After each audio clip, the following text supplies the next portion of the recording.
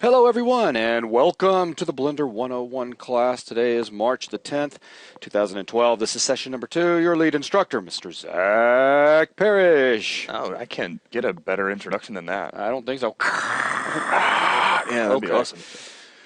All right, well, actually, I'm glad you did that because I forgot we were even recording. I was just going to go ahead and get rolling without the video at all. Before we do much of anything, I've got a couple of quick announcements to make. The first is, if you noticed today, the password was put up in the member sponsor lounge, as usual, but that's not always going to be the primary way to get to it moving forward. As a matter of fact, once Nelson gets this new bug fixed, it will be located in live classes up at the top, and then you will be able to go to the current day's event and click on it. Giving them an example, yeah, that works good. Once there is a password that is entered, a new box shows up with the password in it. You will also be able to find a link to the homework, the course information, and once the video is posted, you can also click Watch Video and watch the video from there. So everything's going to be united in one place. But the system is still kind of being polished and sanded down in various bugs and failures. Yeah, I'm texting Nelson right now, waking his butt up. I think that would be most excellent. I do. Let's go ahead and harass Nelson inconvenience right now. he caused all of you. Yeah, it's phenomenal, really. I'm going to tell him he did. So there's our first announcement, so just make sure everybody knows that. Second, if you have submitted your homework to me sometime within the last 12 to 24 hours, which is I think that's actually most of you. I think pretty much everybody waited until the last, I don't know, hour or so before they decided to submit their homework. You will have to wait for a confirmation because I am not sitting there on my inbox always just repeating. I have things to do. The class starts in 5 seconds. Refresh. 23 new assignments. And my PM box has already filled up with folks who are blessing me out and concerned that they didn't get their confirmation as soon as they emailed me. Please understand that does not automatically happen. I've got to get your email. I've got to get it sorted into the proper bin because I'm actually receiving homework from several different classes. Well, at least a couple. Zach? Yeah? I submitted my homework 10 minutes ago. I know. Did you get it? I don't even know. I don't even know. I just looked at my inbox this morning, giggled, and walked out of the room. That's pretty much, that's been the extent of it. Yeah, but my username's laced in gold. If your homework submission is dated later than the cutoff date, you simply won't get credit for it. And I'm sorry to be kind of a stickler about that, but we've got to enforce the rules one way or another. If you are having a hard time submitting your homework for whatever the reason, please let me know. But it just kind of underlines why it's so important to try to get your homework done early and not procrastinate, because if there's going to be a problem and you wait until the last minute, you won't have time to fix the problem. But that's true of everything in life. So it's always good to unless to you have a things. time machine. Yeah. Yeah, And no, I'm not sharing mine. Yeah, well, he won't share with me, so you guys are just out of luck. Maybe Wendy, but no one else. Yeah. So, and I know a lot of folks have been messaging me saying, it's not procrastination. I have no time. I can't do this. I can't do that. And I've got a lot of those, and I know we all have our reasons, folks. But and Big Chuck. The three of us can cruise the world. We can cruise time. Oh, okay, sorry. Yeah. Go ahead. I'm just saying, guys, it's all going to come down to priority. If you have other things that over-prioritize this class, that's totally cool. But really, I'm just worried about the times and deadlines. One other thing that I would like to point out before we get too far into the class material itself, and that is last week we had some sort, well, we didn't, Citrix had some sort of glitch, and unfortunately they still will not outright admit it, which is kind of funny. But their system stopped at 68 people and would no longer let members into the class. It just gave you guys that were not able to make it in a class full error message. And they tried to say that it was caused by several different reasons, and then when Zach demanded some proof for those reasons after the class was over, they just said, we have given you a free month. Enjoy. So they also told us that it would never happen again, indicating that they knew something was going on their end. Yeah. We do apologize. The video was encoded and put live immediately after the class for those of you that needed to watch it because you were not able to get into the class.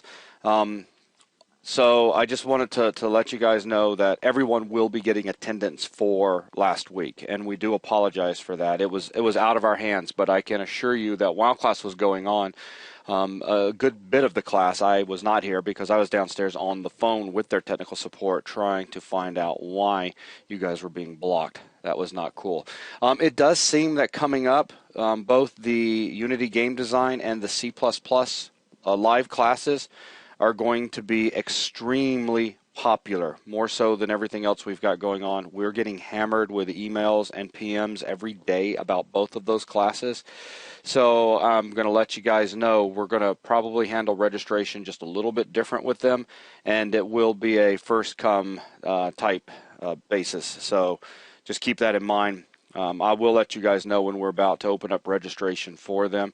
And if somebody registers but then they have to drop out, then it'll just immediately give another seat. I got to say that now because it looks like, especially C++ is going to be a very sought-after course. And for those of you out there who are immediately jumping on the "you're saying Blender isn't popular" bit, no, you got to think it through, though, before you start remarking on it. There are a lot of places you can learn about Blender right now, this class included, but there's videos over on 3D Buzz, there's videos all over the web.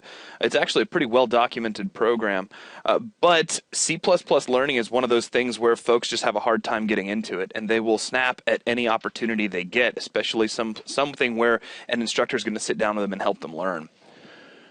So, I think with that, but I can say that the Blender course is pretty popular for the simple fact that people jumping in so fast last week, I guess, kind of caused their system to lock up or something. Yeah.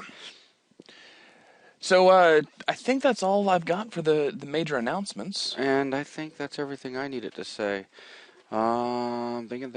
Yeah. Make sure there's nothing else. Gab, did you have something?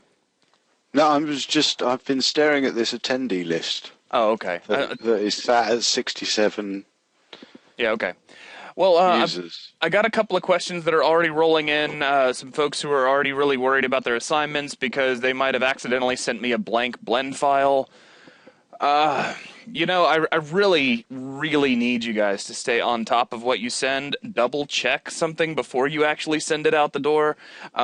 I've done several online classes, as some of you know, and I know a lot of folks will. And I don't mean to sound jaded, but folks will do things like that just to buy themselves more time. They won't have time to finish their assignment, and so they'll be like, "Oh, I'm sorry, I sent the wrong file. Can I please resend it at some point?" And you guys, you're just holding up everybody else. So please, please, please stay on top of what you're sending, and do not wait until the last minute. And if you're worried about connections, just get in touch with me first. Send me a test file. I will respond to you. I check all of my email. Anyway, I'm gonna, just because I'm a nice guy, all right, and I'm just announcing this right here in class, so all the attendees know about this, but if you're watching this video after right now, then it may not affect you at all. I'll give you guys through the end of today, but if you've got something that you need to send in, send it today. I mean, it needs to have today's date on it in my time zone. And Andy Rooney asked a good question, and that is, I noticed that there's an open office hours for C# class in the member forum. You mentioned one for Blender. Is that still going to happen? Yes, it is going to happen. It will be this week, and we'll get the date posted. We were going to do it for last week, but a series of things prevented it from taking place. So yeah, and this coming up week, there will be those of you that have never modeled before, and you will definitely need the assistance. Yeah. So yes, we will have it this week, for sure. Okay, so with all that out of the way, we're actually ready to begin. So what are we going to be taking a look at today? Well, today our focus is strictly about modeling, which, because I'm in the United States, only has one L. Thank you, Gavin. Now, no, don't talk. This is my class. Anyway, today we're going to be taking a look at the process of modeling. I do want to give a heads up. Depending on time, depending on how quickly folks can follow along, I may not be able to repeat everything over and over. Something that we did last week was take pretty much everything we did, and I think we did it like 2 or 3 times. And we are not going to be able to do that this time around. If you are having a hard time keeping up, I am going to eventually have to ask you to just follow along as best you can and catch up with the video later. Or if you're more comfortable with it, do not feel bad about having to jump out and just grab the video later. The big thing that I want to stress is that you please do not get stressed out and don't spam me with concerns over here on the class. I'm going to go as slow as I can while still keeping things moving at a reasonable clip, but I don't want to keep us really, really held up throughout the day. Now, I am going to take just a moment and reach over here to the webinar system, put everybody's hands down right now. I don't really see any reason for hands to go up at the moment. And please, let's spare all questions about homework and the process of all of that for later. And for those of you that will be following along today, until you realize that perhaps it may be wise to do it later and just take notes during class, let's all make sure we can find the little hand button over in the webinar, a quick practice. Everybody turn your hands on, turn your hands on. If you plan on participating, turn your hands on. Look at those hands shoot up. Yeah, good, good. Those people can follow directions. All right, so this is the I am participating part. Now let's pretend you just finished. Oh gosh, put your hands down. You just finished whatever it is you're following. Man, that is awesome. You guys were way faster. Makes you feel kind of powerful, doesn't it? Than the reactions that we had in C#. Well, that's because you can actually watch that video one-handed. Yeah, I mean, Yeah. Okay. Okay, very good, guys. All right, so except for the 4 of you that forgot to put your hands down. Well, you know, some folks are eating right now. All right, well, the first thing I want to talk about, and we've already kind of discussed this early on in our free class, but I'm going to give it a quick review, is Polygon theory. Oh, also, I need to say this kind of early on. The goal of this class is to introduce you to Polygon modeling. I'm not going to be covering every single nuance, every single workflow in regards to working with polygons. You're not going to walk out of here as, you know, nobody's going to label you the Rembrandt of polygons when you leave this class. But with enough practice, you probably could be. Also, something else I need to mention very early on, because I'm sure at least 1 or 2 of you who follow the world of Blender are thinking about this, is B-Mesh. B-Mesh is not officially out yet. For those of you who don't know what B-Mesh is, B-Mesh is a new polygon system that is being integrated into Blender. It is not going to render what we cover today obsolete in any way, so please don't be concerned about that. The funny thing about polygons is how you model them is really irrelevant if you know how to work with them. If you know how polygons work, then the way in which you go about slinging your vertices around is really not all that critical. Now, yes, you can find some beta builds of B-Mesh out there if you're really looking around, but in terms of our class, we're not going to consider it there until it's in the official stable release. So just so everybody's completely clear on that. All right, so first off, Polygon theory. In a quick review, polygons have components. And I would love, if this was a live class, like with people actually in the same room, I would ask somebody to tell me what those are, but since we can't really do that, those are... You've got Gavin. I've got Gavin, but yeah, he'd start off just to mess with me. He'd say vertexes. We have vertices, we have edges, and we have faces.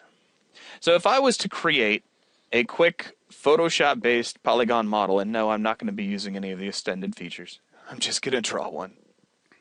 So here is the world's best polygon cube sitting right in front of you. We have vertices, and these are the points that make up a model. We have edges, and these are the lines that connect between our points. And I'll take just a minute and mark at least most of them. And finally, we have faces. And faces are the surfaces that stretch in between your edges and make a solid surface. Now, there are a few rules that are specific to the way Blender handles polygons right now. These particular rules will be technically rendered obsolete when B-Mesh lands. But right now in Blender, you can have 3 or 4-sided polygons. That's it. That's all you can have. You can have triangles or you can have quads. Why is that important to you? Well, that's going to control how you can add detail into your meshes, how you can add more points to work with. In most cases, when you're working with Blender, you will find yourself doing one of just a few key modeling operations, and that includes things like extruding. And of course, this is not going to be all of them. These are just some of the more major ones. Inserting edge loops. Merging. And really, I mean, you could create most of a model just right there. But we'll be talking about some more of those key tools as we go. And yes, somebody did mention this over inside of BuzzNet. When BMesh comes out, we will finally get chamfering or beveling, depending on what application you choose to pull your terminology from. And really, I can't wait. Because I've been using Maya forever, and I'm just used to that sort of thing. But it's just not there in Blender quite yet. So we know what our Polygon components are, or most of them anyway. There's one more I want to kind of introduce you to and talk about, and that's normals. Now, there are two flavors of normal you need to be aware of. The big important one in terms of modeling that we're going to focus on are face normals. Now, what is a normal? Well, if I draw a polygon, and for our purposes, I'm just going to draw a three-sided polygon like so. So there's some vertices for it, just so that you know it's a polygon. Every polygon has a plus side, a positive face, and a negative side, a negative face. You can control the direction a polygon faces on a model. So for instance, if we were to take a look at this polygon cube, by default, if you just create a cube inside of Blender, all of its faces face outward so that you can see the surface. And actually in Blender, this is kind of like how normals are rendered. They're rendered as little lines that point out of a surface. If I were to draw one on this little triangle here, it would look something like this. The opposite side, the back side of a polygon, does not have this normal. So if you're ever trying to visualize these, the normal will be facing away from you. The reason this is important is that face normals control shading. If your shadows look really funny, if you have some black spots on your model, if things are just looking out of whack, face normals are going to be something you'll want to check. And I'll show you how you can visualize these inside of Blender and how you can perform some operations to flip them around and control them. But also, if you're planning on taking whatever you build into a game engine, this becomes even more critical because pretty much every game engine that I know of can only render the positive side of a polygon. It can't render the negative side. So you'll either end up with a mesh which, well, technically it'll kind of look inside out, or your faces will seem to be invisible. So if you ever bring something from Blender into a game engine and it looks kind of like it's been turned inside out or looks really scary, the first thing you should be thinking are, let me check my normals. Or if it looks like it's missing, rotate around. Yeah, tumble around to the other side of where it would be. Yeah, it's actually kind of an interesting optical illusion because, like, if you just consider if I draw maybe another box over here off to the side. And I know, these are like the best boxes ever. There you are. I mean, if you were to try to visualize the inside of this box, it would look something kind of like this. If you had flipped normals on this and you tried to bring it into a game engine, like Unity, for instance, you would only be able to see the inside of the box. You wouldn't actually be able to see the outside. And it's kind of a head job. And the moment you see it, you should be thinking, oh, I didn't flip my normals. Then you'll have to be embarrassed and go back over and flip those out and re-export. And we'll talk about how you can do that here in just a few minutes. There is another kind of normal we're not going to be focusing on quite so much, but I do want to at least acknowledge their existence, and these are vertex normals. Now, in terms of Blender, the big thing about vertex normals is they are going to help you visualize how many vertices exist in a single location. For instance, on a solid cube like this, if you switch on vertex normals, you'll see these tiny little lines coming, and this would be pointing kind of right at us, so it's hard to draw. So these tiny little lines coming out of each one of the vertices. Only one line, and that means that we have only one vertex at that corner. If we saw something like this instead, we would have maybe lines pointing out here in all three of these directions. This would mean that we had 3 separate vertices right here at this singular point. Now, if you are coming into Blender from other other 3D packages. Sometimes you will see vertex normals drawn in a similar way, but meaning something kind of different. I know in Maya you can show vertex normals, and you'll have one vertex, but you'll see 3 or 4 different normals facing out of it, and that's just showing you how that vertex is currently being split up for the purposes of shading. But that's not something I really want to dig too far into. I'm just kind of throwing that out there for those of you who are trying to make the switch from Maya over to Blender. Okay, so those are all of our components. Now let's take just a minute and let's jump over to Blender. If I can find Blender in my list of applications. By the way, if you are looking at Blender right now, I'm going to give everybody an option. And I just want to mention this. This is for your own edification. When you send me an assignment, I would actually prefer that you don't do this. But I'm going to be doing it on my end just to keep everything kind of organized. If you would like to do all of your work, at least for your own files, all in one scene, you do have the ability to take everything that you've done so far and throw it into a layer. By default, everything is probably going to be on your first layer here. What I'm going to do, you can watch this, I'm going to tap the A key and select everything in my scene. And then I'm going to tap the M key, M as in Michael. And this brings up the Move to Layer dialog. So if I take all of my animatics here and I stick them on the backmost layer, it seems that everything disappears. And that's because we are still looking at layer 1, but we moved everything over to the very last layer. This is a nice way to keep working in the same scene file and keep your animatics in the background. Now, when I ask for assignments, I'm going to very politely ask that you don't do this because that's just going to be file clutter, meaning it's going to make your scene files bigger for sending than they really need to be. So when I ask for today's assignment and all I want is just your models, please make sure that that's all you're giving me. If that means you want to save those models out in a separate scene, by all means go ahead and do that. Now, all that done, I'm going to hit Shift-A, and let's bring in an icosphere. There's no real reason why I'm choosing an icosphere. It's a cool-looking shape. And I'm going to hit the period key over on the numpad to fly up onto it. Then I'm going to press the N key, N as in November. And we can take a look at a few things. If I jump into Edit mode with the Tab key, under Mesh Display, we have some new things we can look at. If you see here, if you take a look, we have normals. We can switch on face normals, and there you can see those lines sticking out of all of the faces. We can also switch on vertex normals, and I'll switch off face normals for just a minute. And you can see those lines coming out of the vertices. In this case, you see that we have one vertex normal for each one of the vertices, meaning that at each one of these points, we only have one vertex. Now, just as Go ahead and adjust the normal size real quick just to make it stand out a little bit more. Make it all spiky. That way everybody can see it for sure. I do want to show you this real quick. If I get out of edit mode, and this is really just for sake of demonstration, and I open up the Object Modifiers panel over in my properties, and add a modifier, and we're going to talk a little bit about modifiers as we move forward today. I'm going to drop on an Edge Split modifier, and I'm immediately going to apply it. So Edge Split, add, and then just click Apply, and it goes away. Now, if I go into edit mode again, actually, let me make sure that I put the settings on that correctly.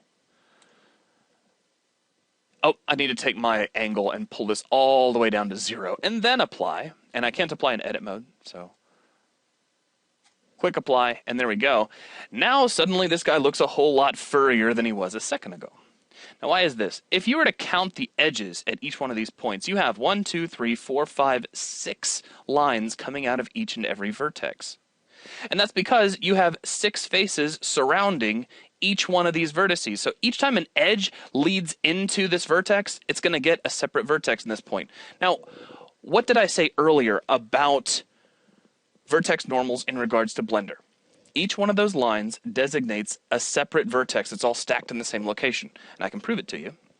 If we hit Control-Tab and switch over to Faces, and I grab just one of these faces and move it, you'll see that it's broken off. And that one face has 3 of its very own vertex normals.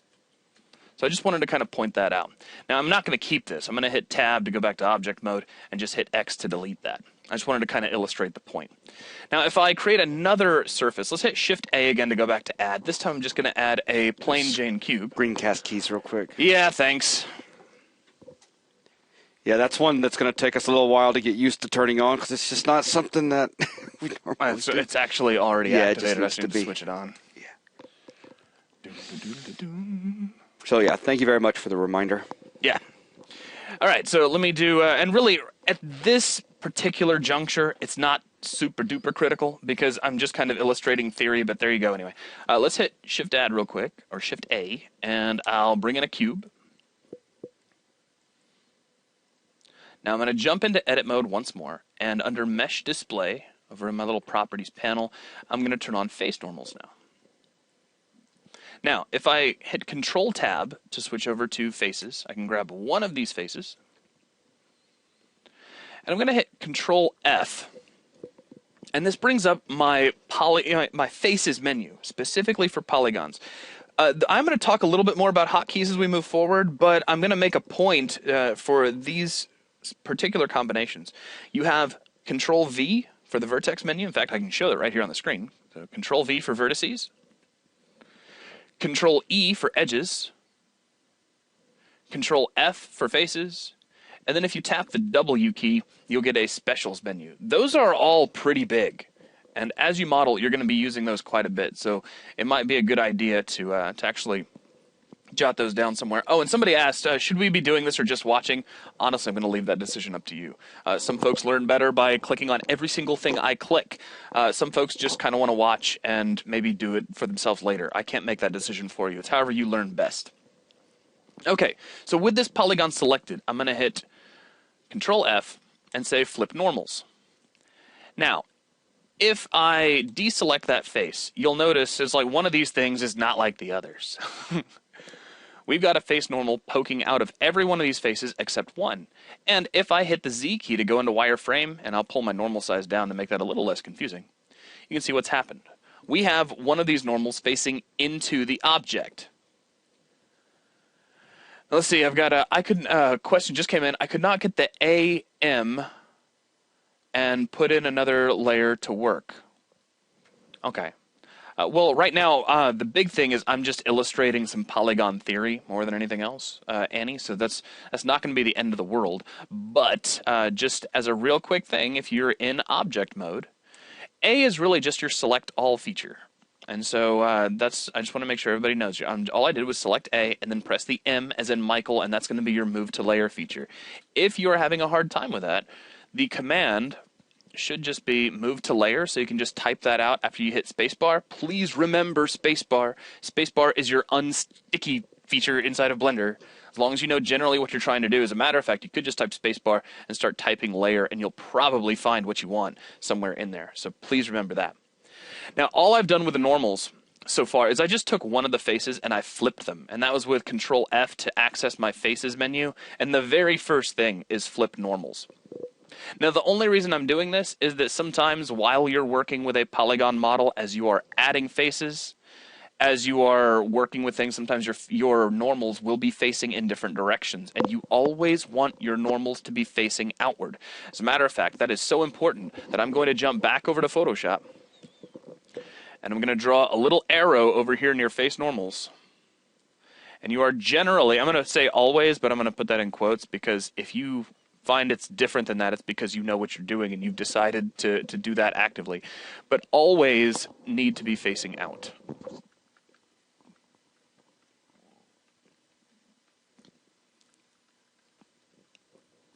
And that'll be one of those things. That'll be a hard and fast rule that you can choose to break under certain circumstances if you know you need to.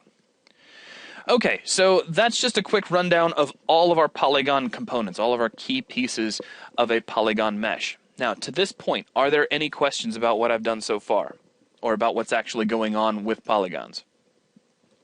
And if there are, please drop those in now. Meantime, I'm going to switch back over to Blender. And please remember to use the questions panel for asking questions. It gets difficult to keep up with the chat with questions. This is true. And someone said, what did you do with the normals? All I did was I selected one face and flipped it around. Now, we do have the ability to change some things about normals. If you take a look under your mesh menu, there's a few different ways to do this, but I'm going to show you just the most direct way for the time being. You can say recalculate outside. For you Maya people, this is like conform. And you'll notice that took the one we flipped, and it flipped it back around. So Blender is able to say, hey, I see that we've got this flip normal, and it fixes it for you. Why the need for positive and negative faces? Why not all positive? It's just the way that computers have always drawn polygons. It's the simplest way to do it.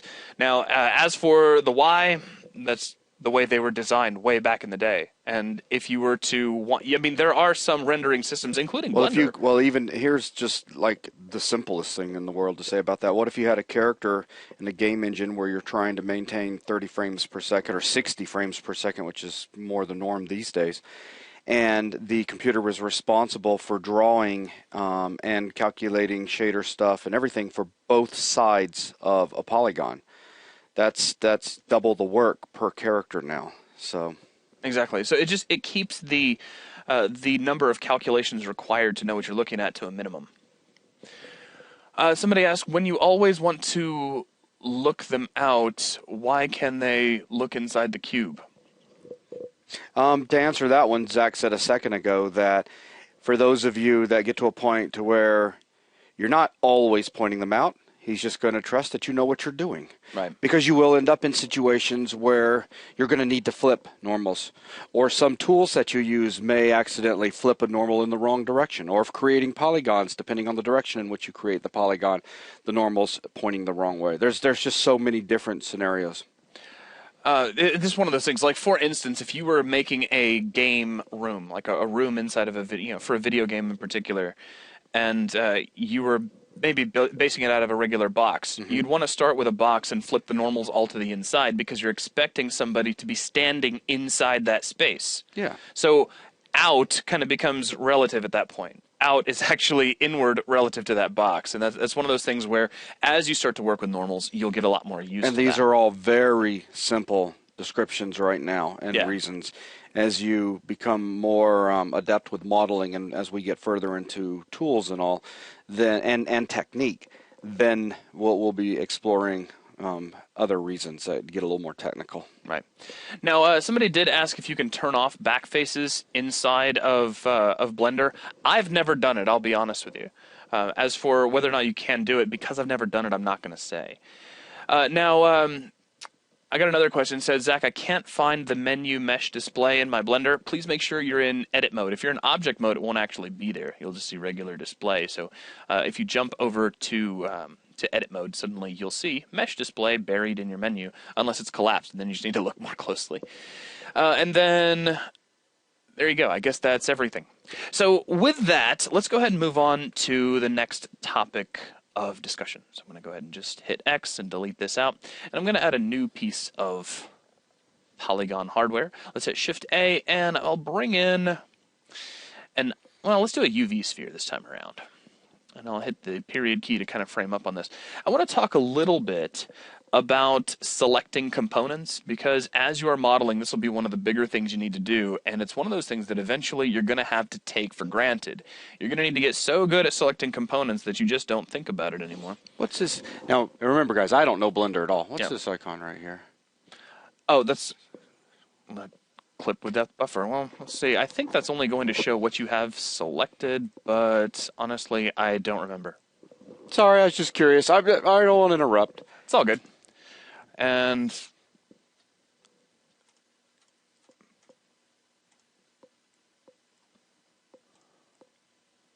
that looks like it's doing like an X-ray view.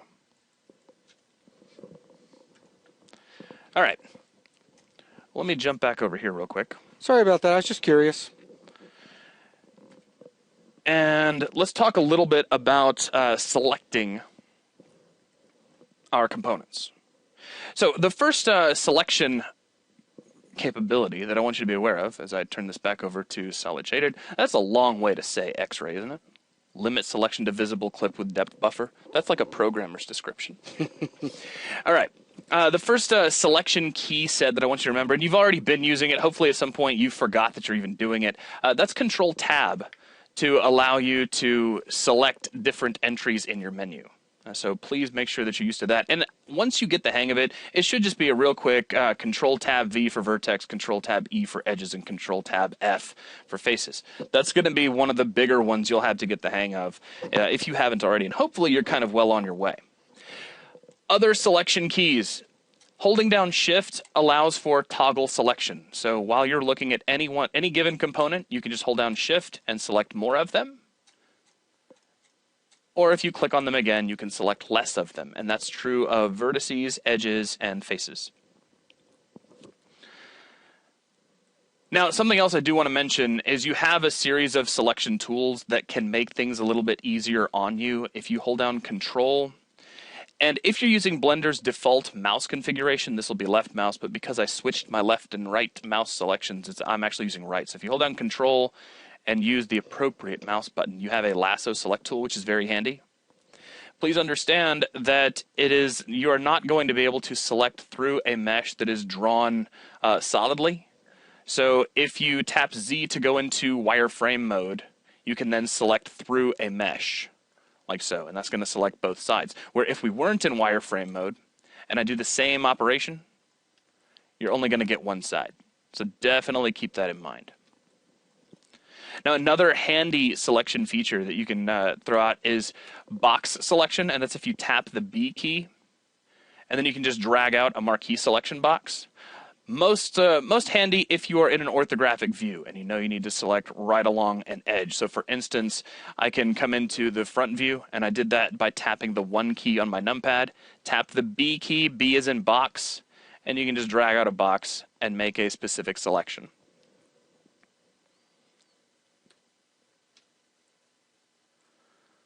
Now the other one that I do want to mention is the circle select tool, and that is if you just tap the C key, C for circle. Now, this has some controls that are relative to the mouse. So as you click and drag, you can select faces like painting. If you middle mouse drag, you can deselect. And as you roll the mouse wheel, you can change the size of your brush. Very handy once you start dealing with high polygon models and need to make huge selections. When you're done, just right-click and that jumps you out of the tool. You will find this is kind of a modal tool. You won't be able to use several of your various tools if you are in the middle of circle selection. So be sure to right-click and get out of that if you need to.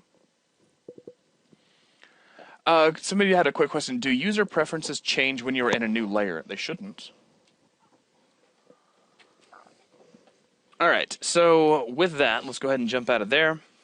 Now, some other features that you should be aware of in terms of selection. I'm going to jump over to edges just as a case in point, but it's not critical. You wouldn't have to be in edges to actually show this. If you alt-click on a selection, you will grab a loop. So I can show this in vertices as well. If I click a vertex, you see we get a loop of vertices. This is huge for modeling organics because you're going to spend a lot of time working with edge loops. If you were to Control-Alt-click as instead, and actually this is going to be a little easier to demonstrate in edges, though again you can use any components that you like. So Control-Alt-click, you get what is called a ring instead. So again, that's Alt-click for a loop, Control-Alt-click for a ring. Please keep those in mind. All right. So moving on from here.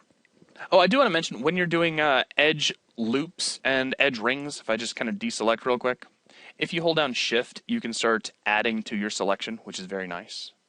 So if you need to select additional edge loops and edge rings, just make sure you're playing with Shift. Now, the Control key is going to come in pretty handy as well, especially on more complex models.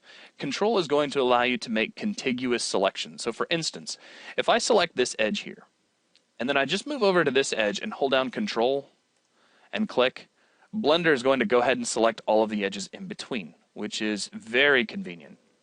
However, it can start to make some funny guesses if you move really, really far away. So in this case, you'll see it kind of chose what it considers to be the shortest path, but sometimes that's not exactly what you want. So definitely be careful of how you use that.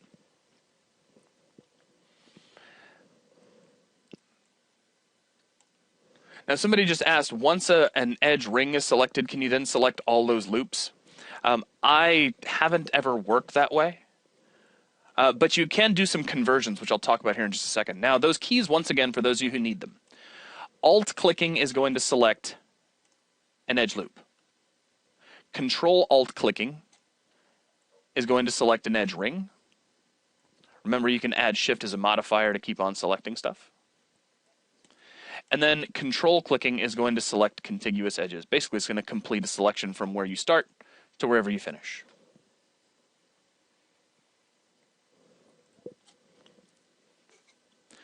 Now, the other selection tool I wanted to bring up is the ability to convert selections over to other things. And you're generally always going to do that through vertices. And here's what I mean when I say that. Let's say I have some edge.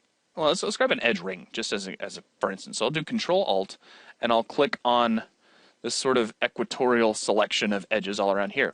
Let's say I want to convert these over to faces. All I need to do that is switch over, with this selection, I need to switch over to vertices, so I'll hit Control-Tab, V, and then Control-Tab, F. I've got to switch over to vertices first, and then I can jump out to faces.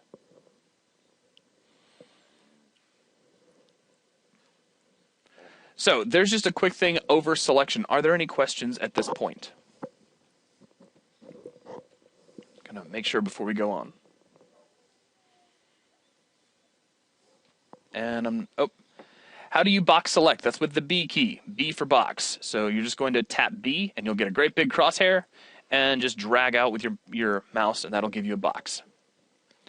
Deselect. If you are using Blender's default hotkeys, that's generally going to be with the A key, but early on in our very first class, I set up the ability to just click off in space because I'm a huge proponent of that. So in my case, when I'm deselecting, I'm just clicking off in space. If you didn't set up that hotkey that we did in the first video, you're just going to need to tap the A key. Oh, sorry, box select. I see what you're saying. If we have a selection and you middle mouse drag, you can deselect with a box. Sorry about that. Okay, so I'm not seeing any other questions roll in, so let's move on to a few other things. Actually, I'll tell you what, we're about 40 minutes in, so we're going to take like a really quick break before we start talking about Polygon tools. Yeah, we can.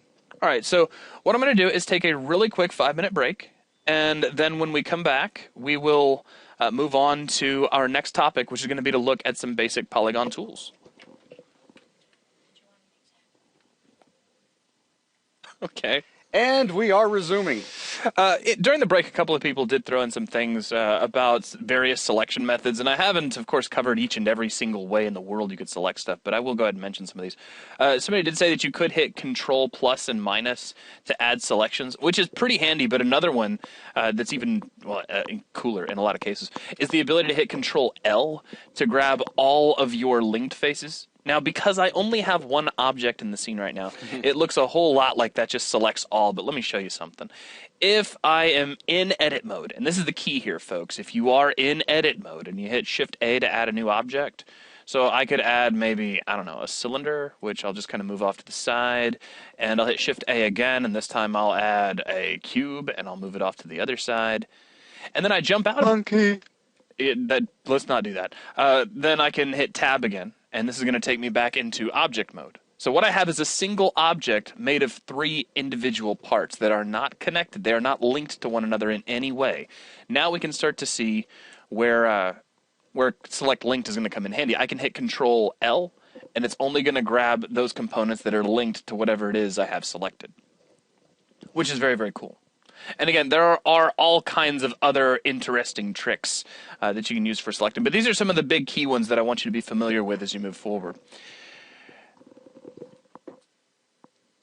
Oh, and Lara wanted everybody to know that if you just hover over something like a vertex, instead of selecting, then you can just press L to select link to. So if you just hover and tap L, that works as well. I'm just so used to clicking on stuff because I'm one of those clicky kinds of people. You're a clicker. I'm a clicker. I am a clicker. Unless we're playing WoW. All right, so let's move on to some other things. I'm going to hit Tab and hit X to delete out. And let's talk about some of the key Polygon modeling tools. Now, I'm going to stress key Polygon modeling tools. I am not going to be showing you each and every Polygon modeling tool in the world. For a lot of reasons. One, you don't really need them all at the moment when you're just getting started, but also here in very short order, there's going to be a whole slew of them that we've never had before in Blender. So these are the ones I'm going to want you to focus on for the time being. I guess really, though, the first thing we need to do is create something that we can Mess with. Drop in, yeah. So I'm going to hit Shift-A to add once I put focus back on Blender.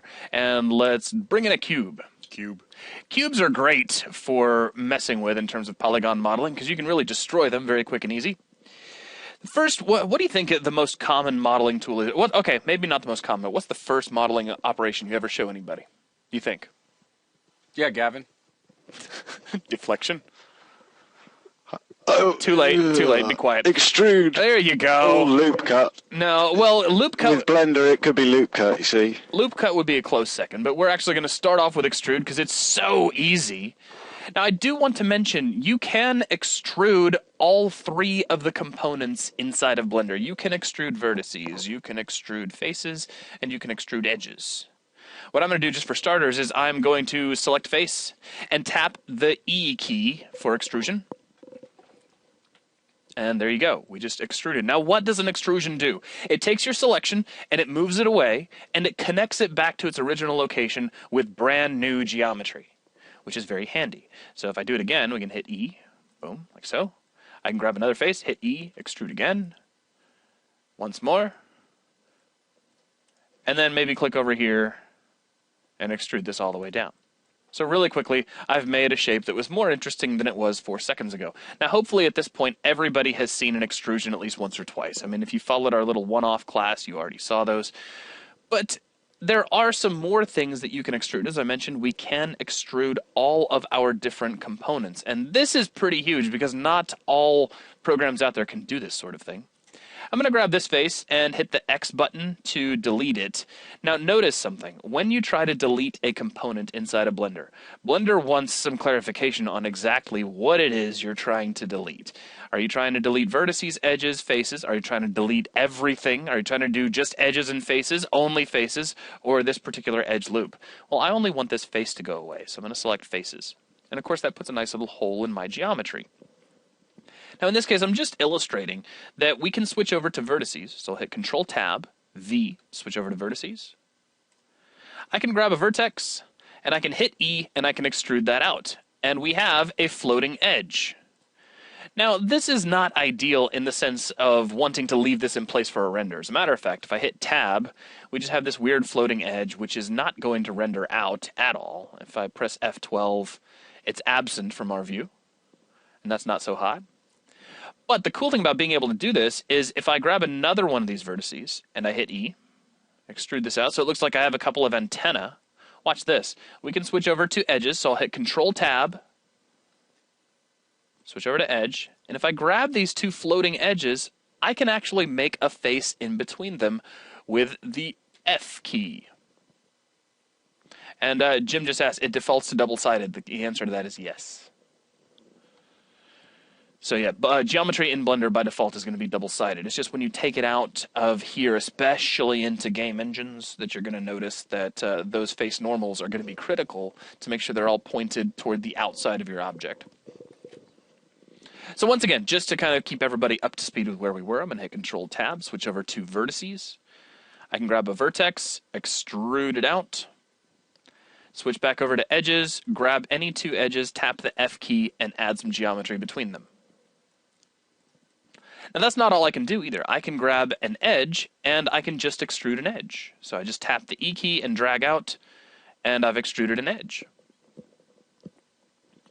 Now I do want to mention something about extruding. Now this is not a feature that I find myself using a great deal, but when I want to use it, it does come in pretty handy. And that's just the ability to control and click to make a fast extrusion.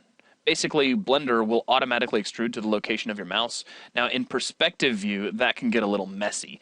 In an orthographic view, it can be a lot neater. So if I switch over here, for instance, and I hit Control, and now I am right-clicking, but again, I want to stress that I have reversed my selection buttons, my mouse buttons inside of Blender. So if you're using Blender's completely default setup, that's going to be Control and left mouse. But because I flipped mine, that's actually Control right mouse. And that allows me to just click and make a really fast extrusion. It's a cubist elephant. I can see that. Miranda, I'm sorry, did you have a question there? I saw something that just says, in an ortho. and then dash, dash, dash, and then dot, dot, dot. So I'm not sure if that's Morse code or if there's a question. Oh, okay. I was muted for a second. Must be some sort of connection issue. In an orthographic view, the ability to click extrude like that is going to come in a lot handier, and I can show you why. If we aim right down this, you'll notice that these few extrusions that I made while we were in an orthographic view are much cleaner. They're nice and straight, where the ones that I made out here in perspective, they were made in screen space, and so they get a little slanted and a little funny, and you want to watch out for that sort of thing.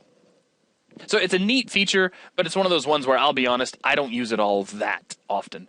Now, I just hit Control-Z several times to undo that. I'm actually going to hit Control-Shift-Z to bring this one back. So we've seen extrusions in a couple of different ways. We've seen how we can extrude edges and vertices as well. Another very common modeling tool that you're going to use quite a bit inside of Blender is the ability to insert an edge loop or an edge cut. And you can do this with Control-R. And this is an operation that you really need to get the hang of. It's like one of your best friends. It is one of your best friends. You're going to use this more often than just about anything else. Now, the way this works is you're going to start off by hitting Control-R, and you'll get this magenta line, bright pink, purple, fuchsia, magenta line.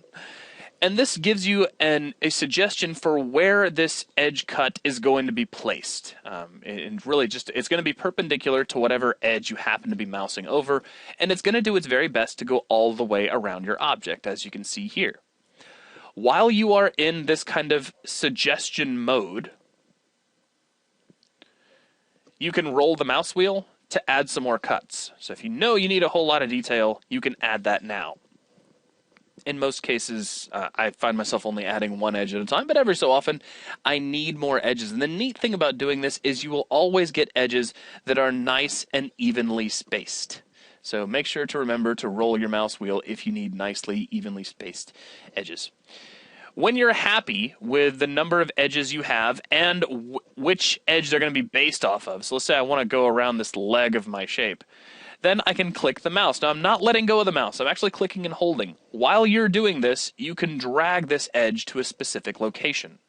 So you can place this wherever you want it to be. And then as soon as you let go of the mouse, then your operation is complete, and you've inserted some detail. And from here, you can do all of your other operations. So if I wanted to, I could scale this out and start to change the shape. Or I could maybe rotate it a little bit and start to do some really crazy, kooky things. So once again, that's Control-R, and this is an operation that you'll find yourself using a whole lot in Blender, at least until B-Mesh comes out, because when B-Mesh comes out, you're going to get the ability to split individual polygons, because you can have a polygon with as many sides as you want, but that's something we're not going to delve too far into right now. Can I just say something about that tool? If you like. I mean, you've already started, you might as well finish. Well, it's one of the tools where once you've let go of the mouse, you don't get the little menu in the bottom left to adjust your settings. But while you've still got the mouse held down, you can type in numerically a percentage, I think it is. I see what you're saying. Like while you're doing this, yeah. So you'd say like 3. There's, let's see. Let me type in. Oh, this is just for edge slide settings. I've never actually used that, and I see how it's working now. It's from 1 to -1, and that's just as a sliding percentage. Really, when I need to do that, the first thing I will do is I'll drop in my edge, and I'm going to hit Control-E, and you have edge slide there. Another really critical feature that you can turn on, and this just allows you to move detail along a shape. Gotcha. But you're absolutely right. While you're moving that, you're basically in edge slide mode, and you can punch in values between -1 and 1 to really place those exactly where they should go. But do remember, you do have the ability to do that whenever you want. You can just switch over to edge slide mode. That's going to be inside your edge menu, which I mentioned earlier. Remember, that's Control-E for edges. Also, you had Control-V for vertices and Control-F for faces. Now, I did see a question pop up. Are the normals now pointing only to one side either? Well, yeah, when we have polygons that are just kind of floating out here in space and not part of a solid object, it is kind of fun to show them and see what they're doing. So if I hit my N key, as in November, and under Mesh Display, click on Face, Here's a great way to illustrate. You'll see that these polygons have a face normal that points out the positive side, and this would be the negative side. So from this particular direction, if I was let me choose this one. If I was to send this over to Unity right now, just as a random example, I would not be able to see this polygon, or this polygon, or this polygon, or anything inside this little square like the hole, because we're looking at the back of those polygons. Now, if I rotated around, I would be able to see them again, because we can, and most of our game engines, and this includes Unreal, this includes Unity. I haven't played much with the Blender game engine, to be perfectly honest, but they're going to only render the positive side of any given polygon, so just something to keep in mind. I'll go ahead and turn face normals off at this point. Okay, so moving on to some other tools. So we took a look inadvertently at Edge Slide, which is a little out of the order of what I was looking for, but again, just hit Control-E, choose Edge Slide, and you can move an edge along the surface without having to perturb your the actual shape of what you're working on. Now, from here, let's see, the next thing I want to take a look at is the ability to rip vertices. And this is nice if you need to split things off. So basically, if I needed to take this vertex and break it off, I could switch over to vertices and tap the V key, and you'll notice that just breaks that off. It's very handy if you need to open a shape up to do, well, pretty much anything. So if I just select this vertex, hit V, click V, and just start opening up kind of a division between these guys, like so.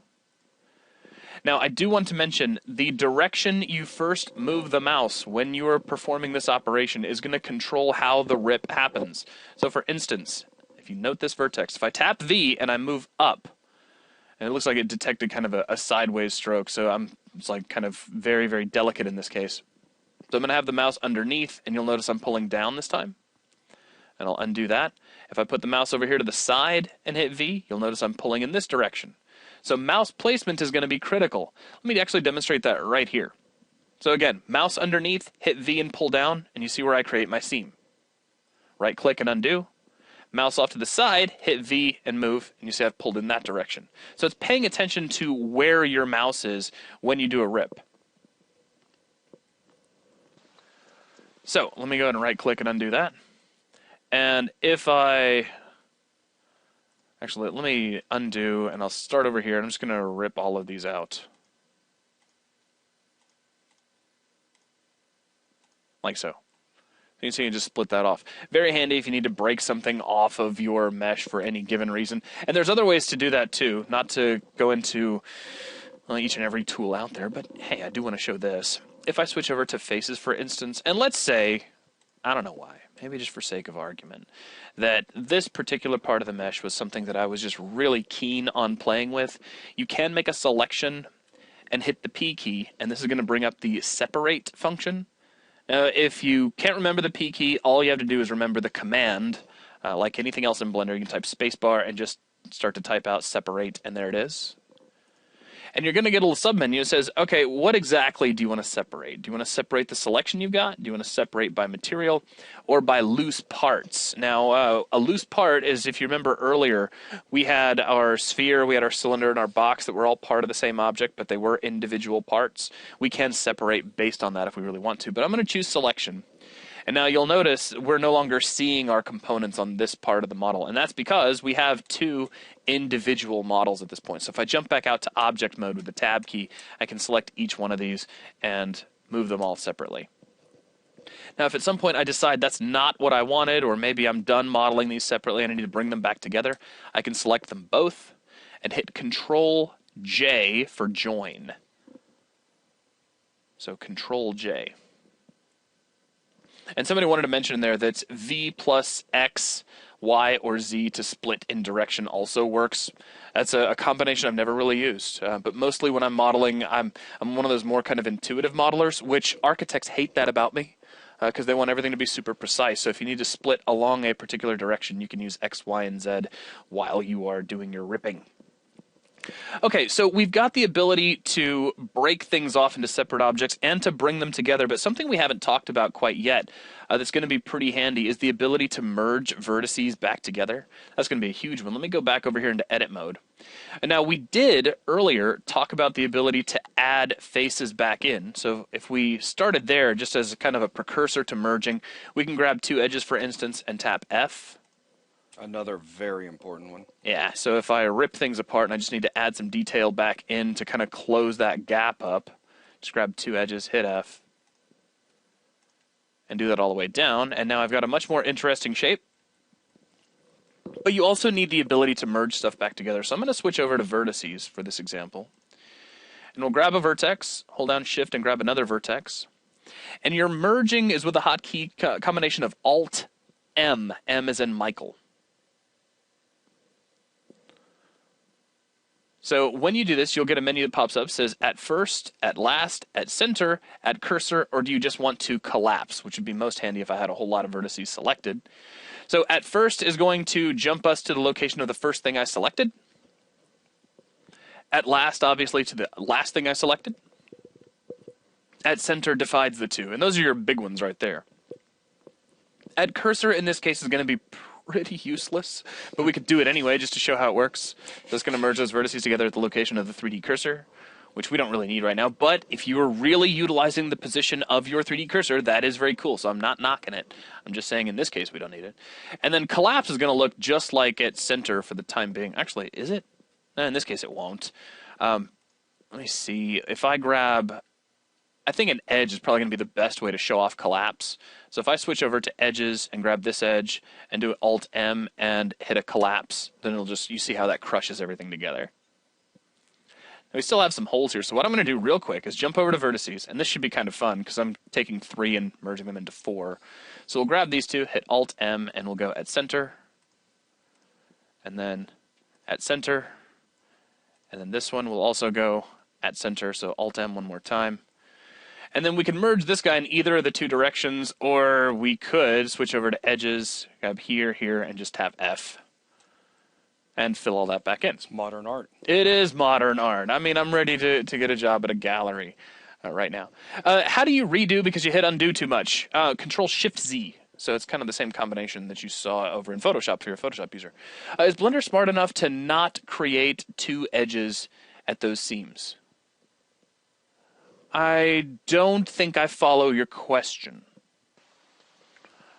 It's automatically welding the verts. You don't end up with two edges when you add the facing. Because you only selected two edges of the triangle hull. Oh, well, see, but that's the thing, though. Those two edges would comprise all 3 of the vertices for that face. But yeah, it is smart enough to enclose that in, so you're not ending up with any excess detail.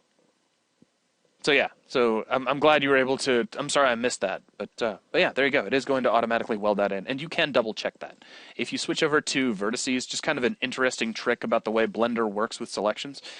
Blender will automatically highlight all connected edges to a vertex. So if you notice that one of these edges is dark, then that's an indicator that something hasn't been welded properly. That's handy. That is very handy. Another really handy feature that I feel like I should show because I'm assuming most of you are really, really hardcore beginners. Yeah, and somebody actually mentioned it right there. Johan just said you have to remove doubles. And that's actually made me think of it as well. If we were to be over in face mode, and I think everybody who ever starts out in modeling has done this at least once, and I know that occasionally I'll lose track and I'll do it too. You'll do an extrusion, right? And maybe you'll right-click the mouse, and then you'll just kind of walk away and do your thing. And you end up with excess detail in your model, which can cause all kinds of problems later. The problems this can cause are many, so many that I can't go over them all, but anytime you look at faces and you see a little face handle sitting in the middle of an edge, that's because you have an infinitely thin edge in that location. And that's in this case because we had an extrusion that we didn't actually move. Blender is really good about dealing with this for you, though. If we select our entire model, just to be safe, we can tap the spacebar and say remove doubles. And it looks like my caps lock key is on. Let me turn that off. And if you click that, Blender will clean that up for you. And it says removed 4 vertices at the very top of your interface. So you'll also notice that in face selection mode, those excess face handles right there in the middle of those edges are gone. Please remember that. It would probably be a good idea if you're really getting started and you think you're likely to do that sort of thing. And trust me, it can, because Extrude is just attached to the E key, and Control E gives you the edge menu. It's real easy to mean Control E, but accidentally hit E instead, and then not undo it all the way. I've seen plenty of folks do it. So please remember the remove doubles feature, because it can save you a huge headache. So let's see, what else do we have? I think that's pretty much all of the key tools that I wanted to show. So as a quick review, we had the ability to extrude, and that was attached to the E key. We had the ability to insert an edge loop with Control R. We had the ability to rip, or to open holes in your geometry, which I generally do at the vertex level. So we just hit the V key, and based on wherever your mouse position is, it's going to rip things up. Remove doubles works with edges and vertices too. Somebody just asked that. It's going to take, you'll notice in this case I had faces selected, but really what it's doing is it's looking for vertices that are stacked on top of one another. That's what it considers to be a double. Let's see, what else did we look at? We looked at merging, so you can grab a couple of components and hit Alt+M, and you can merge those back together to solidify things. We talked about separating, so if I switch over to faces, and I'll make a quick selection around the top here. We can hit P, like separate, I guess. And you can choose by selection, and that'll break that off into a completely separate object. So we can pull that out. And then we can join them back together with Control J. So it's just a single operation, and now they're the same object once again. Now, those are the big ones. Somebody asked a great question, and it's just something that I think it's right here in my notes, and I just didn't talk about it. Can you extrude more than one face at a time? You certainly can, sir. If we grab, let's say, these two faces, and we'll make a point of extruding them right next to each other. So if I was to just hit E, we get this.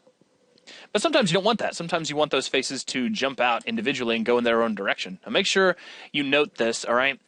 What I did right there was I right-clicked to cancel the motion, and then I hit Control-Z to get rid of that extra extrusion. So it looks like one operation, but it's actually two. Please keep that in mind. If you hit Alt-E, you'll get Extrude Region, which is what you normally have, and then Individual Faces. So if you click that instead, and it looks like I actually clicked twice, and it took Blender a second to catch up. So let me hit that again. We'll hit Control-E. I'm sorry, Alt-E. Not Control, but Alt-E. Click, and now we should be moving individual faces if I keep both selections on there. So thank you. Wah! So now we can go in separate directions. So one more time, just to show everybody how that works. Grab your faces, hit Alt-E, choose individual faces from the menu, and now you can go in two separate directions, or however many you have. If you do this to a UV sphere, it actually looks pretty cool, because you just make a big spiky ball. So those are our key modeling tools that we're going to be playing with. Now, there are plenty of other means to sling your polygons about. These are the big ones that I want you to at least be aware of, that we're going to be utilizing to some degree later today. And somebody did mention it looks like you have some impossible geometry. As soon as you have a single edge, a single wafer-thin edge sticking out, you technically have what is considered impossible geometry, because it's impossible to have anything that is wafer-thin. But impossible geometry is not something I really want to dive too far into right now at the moment, especially considering that we can fix that sort of thing with just a couple of modifiers, really. Okay, so moving on from here, are there any questions first? How do you make a face by connecting two edges again? Pretty easy. You grab an edge. So let me switch over to edge mode. So that's with Control-Tab and then E. We'll grab an edge, and then just tap the F key, and that will bring in a face. So if you just remember, if you can think, I have my edges, but I want a face, and you tap the F key, that will create your face in between the two. So click, click, face, and click, click, face. Let me do that back here too and just solidify everything. Are there any other questions? I'll give everybody just a second while I close everything in, because closing things in is, I don't know, somehow cathartic for me. There we go. So now everything is nicely enclosed. Can you make a face with more than two lines? I have to be really careful in how I answer that, because if the result would be an n-gon or polygon with more than 3 or 4 sides, then no. How do you get rid of the graph editor? Not control up. Oh, your interface must look, I'm assuming, something like this. And that's just at a guess, like if you have a graph editor here in your way from the last class that we did.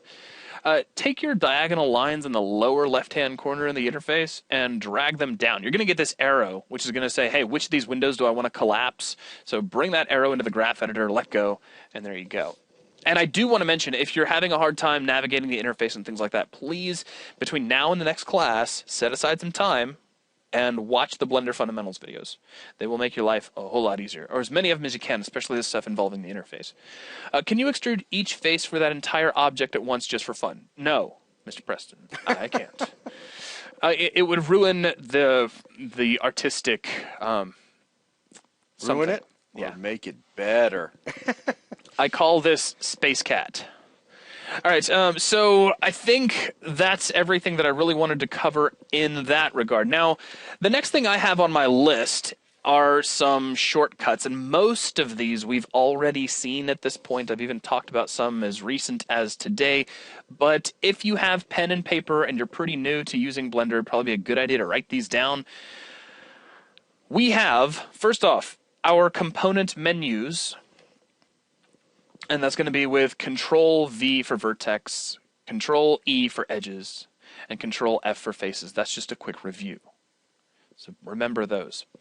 By the way, and I did have a couple of PMs about this in between classes, but if you have switched over your hotkey set to like the Maya hotkey set, those will not all work because Control-E is, I don't know, it's not going to actually do what you want. I think that's actually going to be some form of W's the key problem there. Yeah, okay, yeah, because your specials menu becomes the move tool.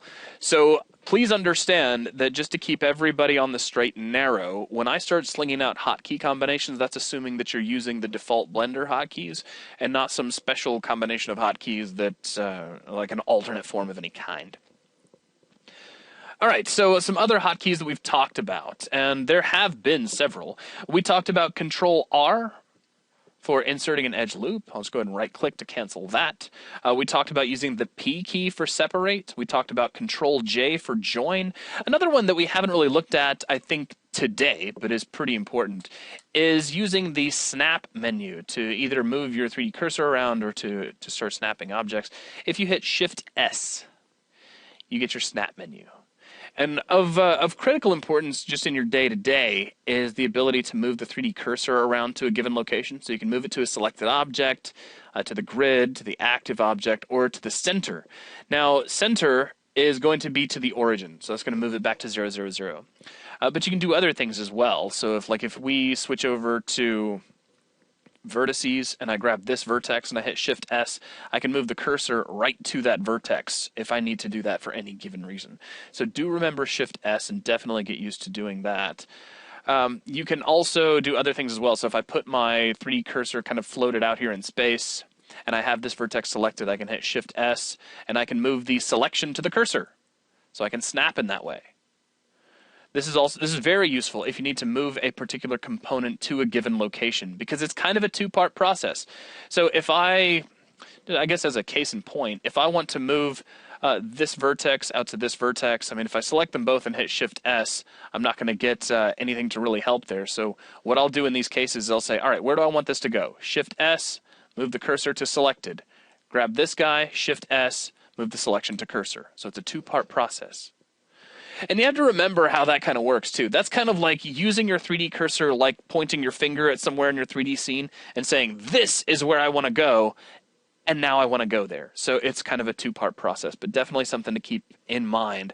And Shift-S is definitely a critical combination to be aware of. Another one I do want you to remember, and this is kind of actually more like playing an actual keyboard than anything else, is it Control, Alt, Shift, and C. So you can see that on my little keys that popped up. Control, Alt, Shift, and C allows you to set the origin for your object. For those of you coming from other 3D applications, this is your pivot point. So if you need to move the pivot, which is the center of translation, right now it's located in the center of our original box, but let's say, for instance, we wanted our pivot point to be out here, somewhere near the edge of the grid. I can hit Control, Alt, Shift, C, and that's going to bring up a menu allowing me to move that origin either back to its geometry. So what this will do is this will choose the center point of the geometry, like so. I can move it to the 3D cursor, or if I decide I need to do this for some reason, I can move the geometry to the origin, which I'll admit I don't think I ever really do that one. Let me hit Control Z and put all that back. So those are the big hotkeys that I have. I guess another one is that we talked about earlier. We have Alt+M for merging. You saw that. We saw Alt+E for special extrusions. It'd probably be a good idea to review a lot of those with the tools. But those are just some of the big important ones I did want to mention. All right, the next thing I want to talk about, if there are no other questions, can I snap only in one axis? I never really looked at it that way, because usually when I'm snapping, it's from one location specifically to another location. I'm sure there is a way to do it, but let me look into that one a little bit later, because I see why you're asking. But it's generally not something that I have ever done. I suppose, like, right off the top of my head, and this is probably a longish way to do it, but if I had to do something like that, the first thing I would do is I would move the cursor to selected, and then I would nudge the cursor up, because you have the ability to move the cursor over in your properties panel. So I could say, you know, move this guy, say, up in Z, like so. And if that's exactly where I want that thing to be, then I can just do Shift-S again and selection to cursor, and now I've moved specifically in one axis. And that may be a longish way to do it, but that is one way that comes readily to mind.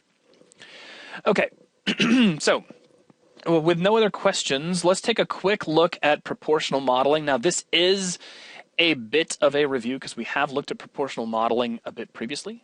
Let me hit Tab to get out of here, and we'll move Space Cat, I guess, wow, way out into space. And I'm going to hit Shift-S and move my cursor back to the center, like so.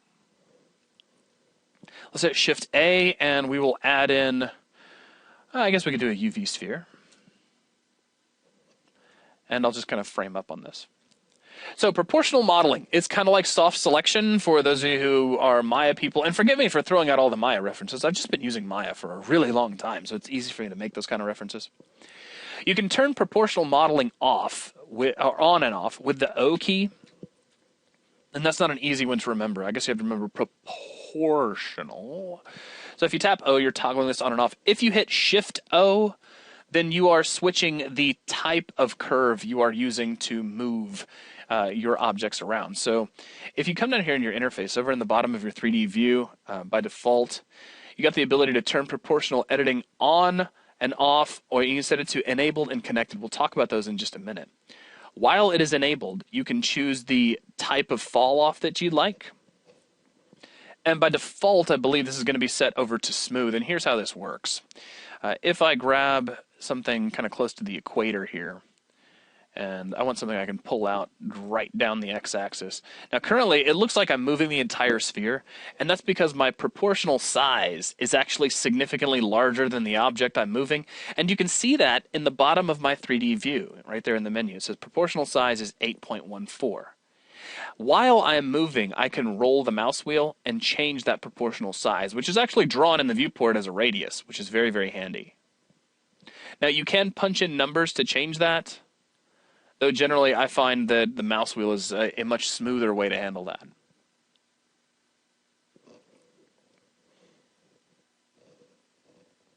So just a quick look at that. Now in terms of changing the fall off, that's going to control what your shape looks like when you pull it out. So for instance, if I switch this over to sharp and pull this out, you'll notice we get more of a point.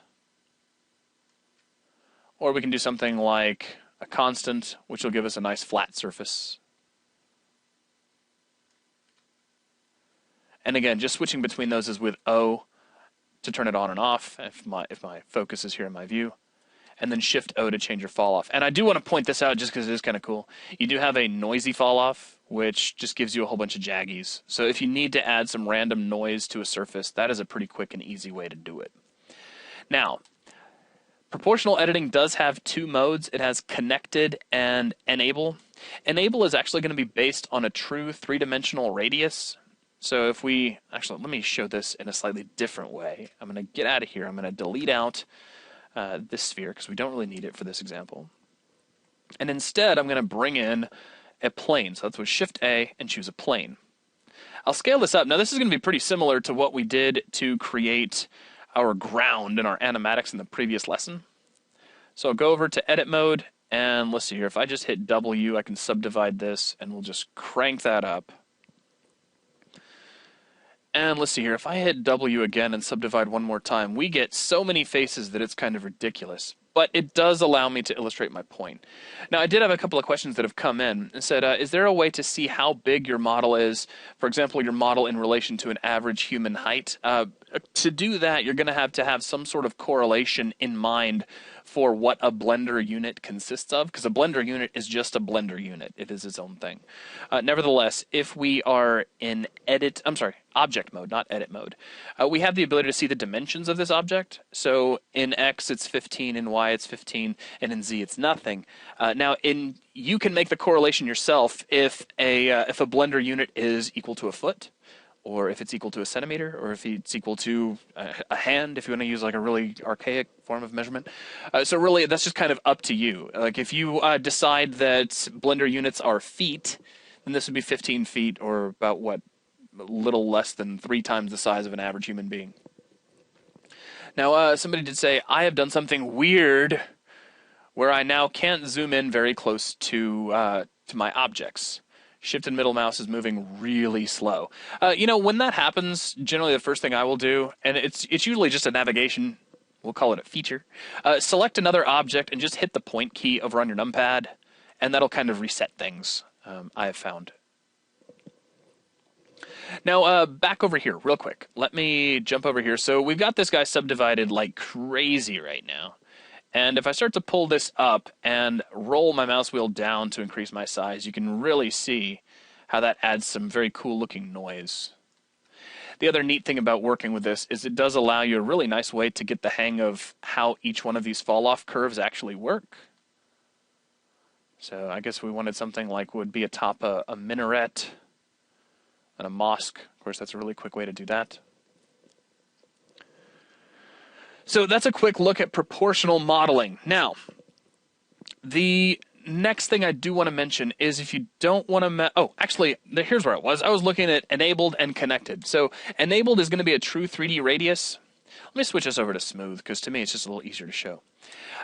Connected actually uses the number of connections from a particular selection. And so in this case, we get these kind of shapes where we get flattened sides with these funny little ridges running down the side. What it's actually doing is it's counting the edges and using that to control your distance of fall off.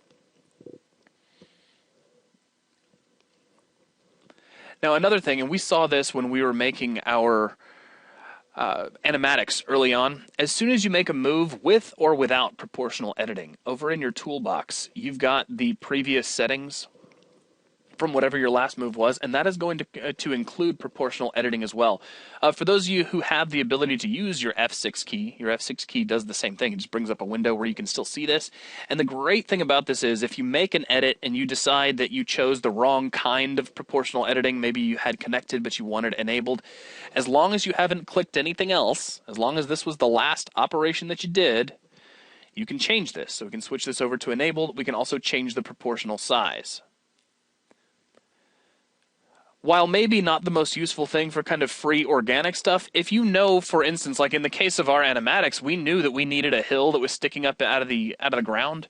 It is very nice to be able to just kind of arbitrarily make any kind of motion, even without proportional editing on. We could turn it off entirely and just drag up this single point.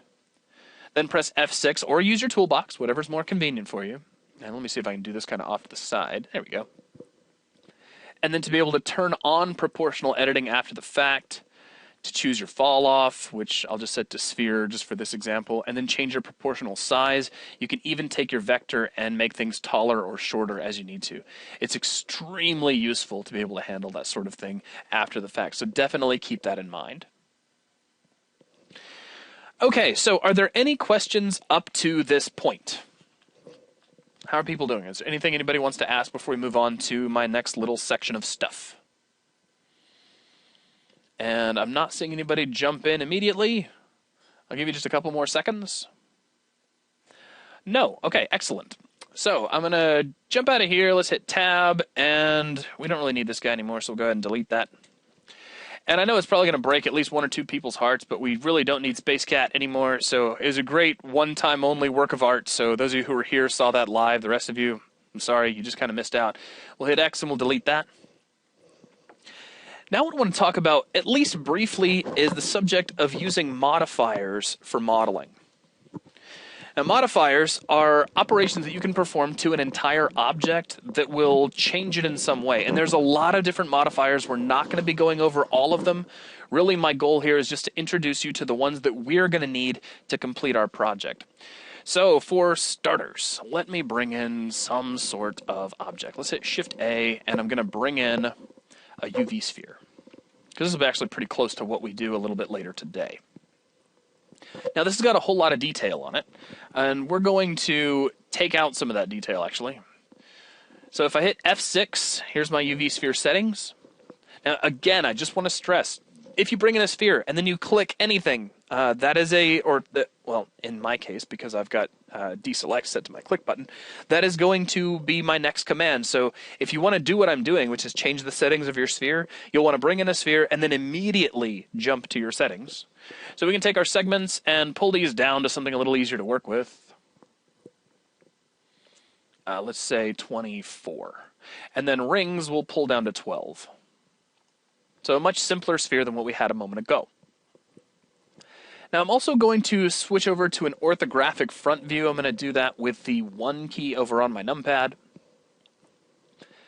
And I'm going to switch over to wireframe view by tapping the Z key. Now why am I doing all of this? Because the first modifier I want to show off is the mirror modifier, which we're going to need to create our character a little bit later on. The mirror modifier is great if you know that whatever it is you're modeling needs to be symmetrical. If that's critical to you, you can use the mirror modifier so that you only have to model half of your model and the other half will just magically appear. So let's switch over to two faces. We'll hit Control Tab. Actually, let's make sure we're in edit mode first, and that'll work a whole lot better. And hit Control Tab, let's switch over to faces. Now, I'm going to make a box selection, so I'll deselect everything, hit B, and then just drag out one half of the model. And then I can rotate around. You'll see we have half of that sphere selected. And I'll just hit X and delete those faces. So now we have half a sphere.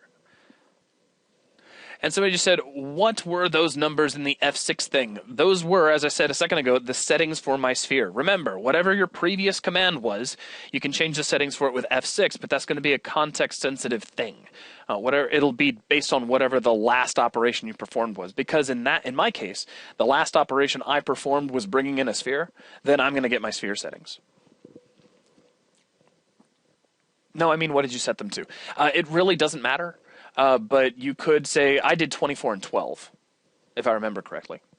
But it's not that critical. I just simplified so I had a few less faces to select. It's not the end of the world either way. All right. So you can add modifiers at the edit mode or in object mode, but do keep in mind that they always affect the entire object. So if you're thinking, oh, well, I just want to mirror a few faces, it doesn't work that way. Modifiers are going to work on your entire object. So if I select this guy and go down to Add Modifier and choose Mirror, I magically get the other side of my sphere. Excuse me. Now, if you're following along, and you get something that maybe looks a little bit weird, like you don't get the other half of your sphere. It's possible that you deleted another axis, you deleted down another axis. That's why I specifically chose to delete down the front of my object. If you instead went down the side of your object, excuse me, sorry. Actually, guys, I'm going to take a sip of water real quick.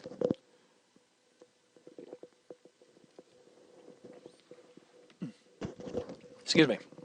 So if you accidentally you chose a right orthographic view instead of a front, then you could run into this problem. In that case, just change your axis of mirroring, and that will solve the problem. We'll be taking a break here in just a moment, Chuck. So this is pretty straightforward. I do want to mention just a few things about the mirror modifier. If you start to separate shapes, you can get a gap. If you don't want that gap, please make sure that the clipping checkbox is on, and Blender will keep everything nicely attached for you. That's going to be something that we really need later on. And I'm sorry, guys, if drinking right in your ears kind of drives you a little crazy. I don't have access to a rapid mute key, but that just solved the problem right there. So thank you very much for bearing with me, because there is a lot of talking to be done today. So again, this is really the basics of the mirror modifier in terms of just modeling. You'll notice I'm not too worried about mirroring over textures right now. The big things I want you to be aware of are the axis in which you're modeling. Make sure you choose that appropriately. In this case, we want to mirror down the x-axis. You can see because that's the axis that points toward the mirror, or technically, in this case, away from it. We can also choose to merge the vertices together. This will keep things as one single object. Only, here, and I just want to mention this, merge is only going to work if those objects exist right on the center line. Clipping, on the other hand, is going to maintain that. So that's how that works. It's kind of like keeping a weld in place no matter what you do. And then finally, if you want to mirror vertex groups, which is something we're not going to discuss right now because we haven't really dove into the subject of vertex groups. Okay, so if you wanted to apply, like, so let's say we had modeled out the perfect symmetrical shape like so. If we know this is what we want this to look like forever, we can apply this modifier. And there we go. Now this is no longer mirrored, meaning if we go back into edit mode, we no longer get that symmetrical updating. So do keep that in mind with modifiers. Once you're happy with something, you can apply it, and the modifier's gone. Whatever it was actually doing for you has now been embedded into the object itself. And mirroring is something that we're going to be making use of when we create our character moving forward. I'm going to put the mirror modifier back on after undoing several times. And then I'm going to go back into object mode and apply, just to give myself a nice perfect sphere once again. Okay, another modifier that we're going to be making use of is the Subdivision Surface modifier, which, because I have a pretty simple sphere, we can actually show off here. And I'm going to use a sphere for a particular reason. You'll see why here in just a minute. So we can add a Sub-D modifier, and we've already taken a look at this if you watched our free class a couple of weeks back. Really, the idea here is that you can choose an algorithm, which most of the time you'll use Catmull-Clark subdivision surfaces to calculate these, so I'm just going to leave it there. You can choose the number of subdivisions you have in your view and the number of subdivisions you have at render time. Please be very careful with this entry field. I'll show this for render, and then I'm just going to make a point not to hit the render key. But you can grab and drag this, and it'll go all the way up to 6. 6 is probably more than you'll ever need. So at least they restrict you from being able to drag that up to 32 or something, which I have seen some applications actually do, and that causes all kinds of havoc. So in most cases, we can get away with just setting this over to 2. In really low resolution objects, you might need to set this up to 3, but before you really start getting carried away, cranking this up until everything looks perfectly smooth, I want to point something out. Under your specials menu, if you are in edit mode, you have the ability to shade smooth, and that's going to be a really important feature to use, and I would have to have all of my faces selected to show that off. And you can see where the faces that I had selected, if you look right under my cursor, that did get shaded out to be smooth. Or if you're in object mode and you look over here in your toolbox, you have smooth, and if you click that, that's just going to smooth everything out. I just want to stress that you should keep that in mind. And if you know you want something to look perfectly smooth, set that first. And then start playing with your subdivisions. Don't think that you need to crank your subdivisions out to Pluto just to get everything nice and smoothly crisp. Now, once again, just like with the mirror modifier, when you are happy with what you've got, you can click Apply. And then this is no longer even a modifier. In fact, if we go to Edit Mode, you'll see we have a whole lot of faces. Now, all of that said, I'm going to undo all the way back until I have half of a sphere, because I want to show you something. If I go back to object mode, I can add a mirror modifier, and then I can add a subdivision surface modifier. And what happens here is the order in which these applied becomes very important. This is going to start by applying my mirror first, and then it will apply my smooth. This order is going to be very important to keep in mind. Somebody just asked real quick, what is the special menu hotkey? That's W.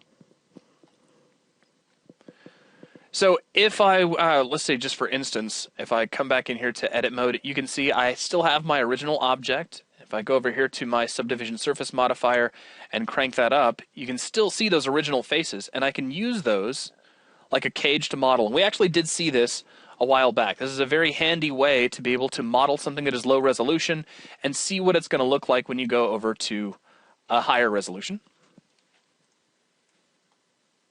And there's something kind of like a strange version of a Mario star or something. Now, when you're working like this, again, I just want to stress the importance of order in your modifiers. You can change the order of a modifier using these up and down arrow buttons, and each modifier that you play with has one of these. So if I move this up, we don't get a hugely significant change, but there is a change that takes place. We get this seam running down the center of our object. The reason this is happening is that now the first operation we're doing is to split this into a whole bunch of little faces. Then we're actually trying to merge those together. And so you end up with this result that hasn't been smoothed. If we flip that around, then we're mirroring first and then smoothing, and everything stays nice and clean. So do keep in mind the order of your modifiers, and it is going to run from top down to the bottom. Okay. So that's mirror and subdivision surface. Those are two modifiers that we will be using in our project. Let me go ahead and delete this guy out. I'm going to add in a new piece of geometry with Shift A, and I'm just going to bring in a plane. Sometimes you will be working with a razor-thin piece of geometry that you want to give a little bit of surface to. This, right now, is an impossible shape, meaning it could not exist in the real world, because nothing in the real world is going to be perfectly, infinitely thin. However, the Solidify modifier allows you to solve this problem. It is going to automatically add thickness. Now, the cool thing about this is you have the ability to control this thickness. So you have a slider over here specifically for thickness. You can add that. And it looks like my continuous grab kind of jumped over there to around the other edge. That's okay. So let me pull back a little bit. And I'm going to set that over to 0 and just kind of work my way up from there kind of gradually. And you also have an offset. So you can control how far off from your original surface you want that to be, either from 1 to -1. Now, why is this handy? Well, let me back up real quick. As a matter of fact, I'm going to get rid of this modifier, so I'm going to click the little close button next to it. And I'm going to hit the W key to go to specials, make sure I'm in edit mode first. So go to edit mode with tab, W for specials. I'm going to subdivide this a whole lot of times. And then I'm going to grab this single vertex, move it up into the air. I'm going to press F6. If you're not following along with this, that's actually okay. So please don't panic. I'm going to turn on enable, and I'm just going to make some sort of interesting surface. Really, my goal here is just to have something other than a perfectly flat shape. So now with this, I'm going to go back and re-add my Solidify modifier. Now I've got something where I can add a little bit of thickness, which looks pretty cool. And then you can see how that offset's actually going to work. And if I go back over to my original shape, so if I hit tab to go into edit mode, you can see that original shape, and then in the lighter gray, if I go into wireframe with the Z key, you can see how that offset is working.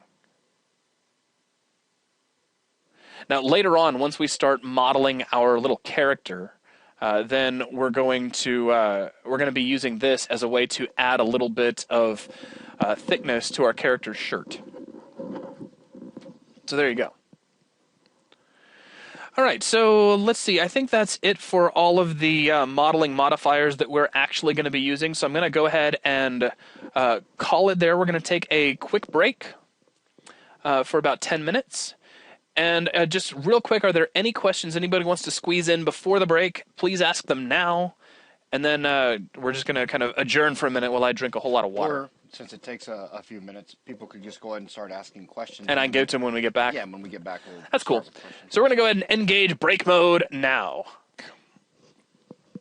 Okay, we are back from our not quite 10-minute break. And let's see, I got a few questions that came in. Said, I just wanted to say, you can disable double-sided meshes in properties, object data, normals to show black when you flip normals.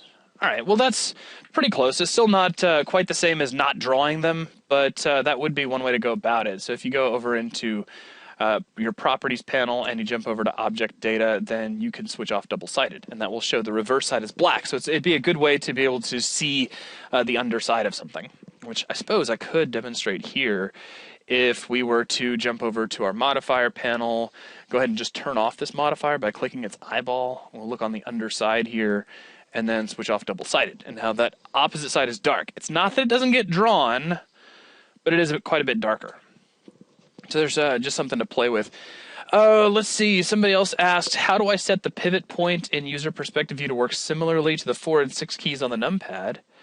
When I use the middle mouse button, the view is rolling, where I see that yours does a pitch and yaw. That sounds like you've done something to your hotkeys. You may want to revert back to factory settings, because I'm not really sure what you might have done to make that happen. Somebody just said he's got the Blender tumble mode. Oh, wait, I see what you're saying. Yeah, never mind. You could also be using an older version of Blender, because older versions use this by default. If you go into user preferences and you check out your, I believe it's the input, if your orbit style is set to trackball, then you can do this. And it's just a different system for rotating your view around. So yeah, if you haven't yet, you do need to update to the most recent version of Blender, which is 2.62, and then you'll be completely on par with me. Or, I mean, at least for now, to save time, you can just switch your orbit style back over to turntable, and that will solve your problem.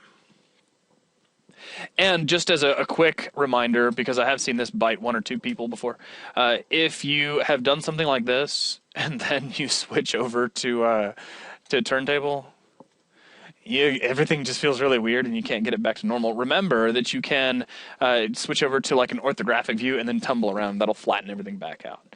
So that should solve that. And then somebody said, do you know what the shortcut Control+0 does? You know, honestly, I don't. It says, I accidentally hit it when I was trying to adjust my camera during the homework assignment, and the only way I managed to get around it was to restart Blender. Well, that makes me not want to hit it, but suddenly I just, there's Control+0, there's that Control+0, object as camera. Oh, we're just looking through the object. So that was Control+0 on the numpad, did that, and Control+0 in my normal keys, that just, let's see, what did that do?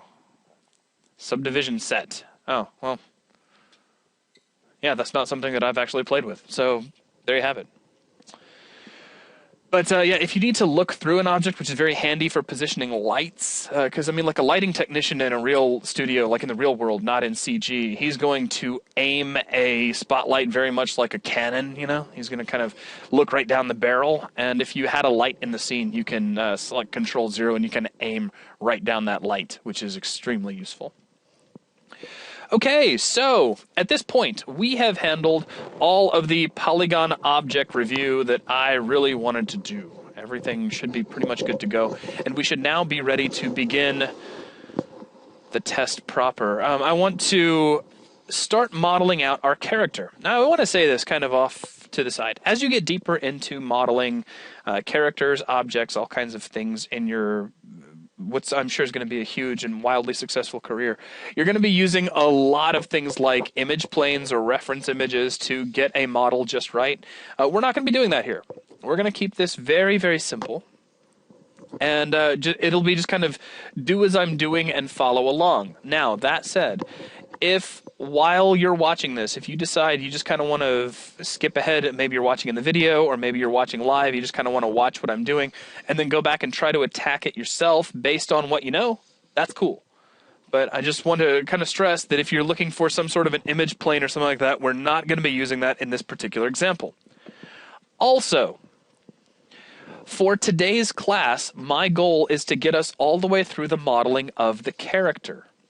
Once we have that done, I am going to feel very confident that you will have all of the information that you need to model out anything else you need. For instance, for our set, for the little thing that our little guy bounces up, and actually, I think if I look over here, since we just happen to be on video, I actually have our video ready to rock. Let me pause this because I know your frame rate probably just dropped right down through the floor. Let me make this nice and small so that kind of works a little better for everybody.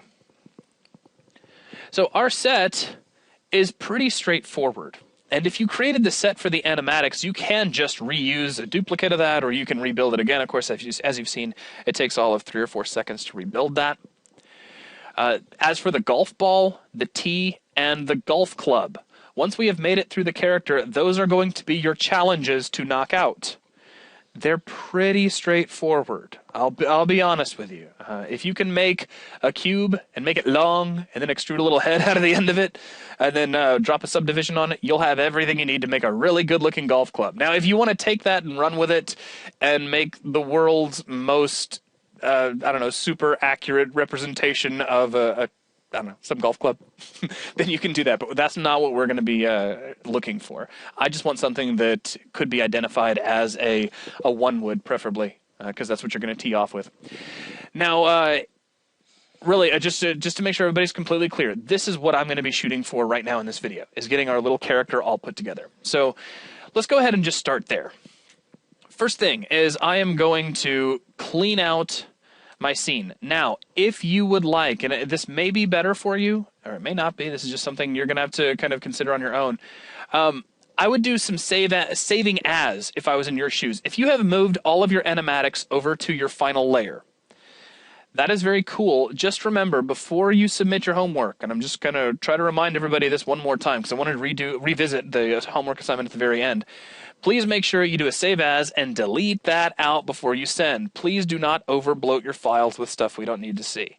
That's just going to it's going to become a bigger and bigger problem as we move through the class and your file sizes get bigger and bigger. So let's not make it any worse than we have to. Okay, so back here on layer 1.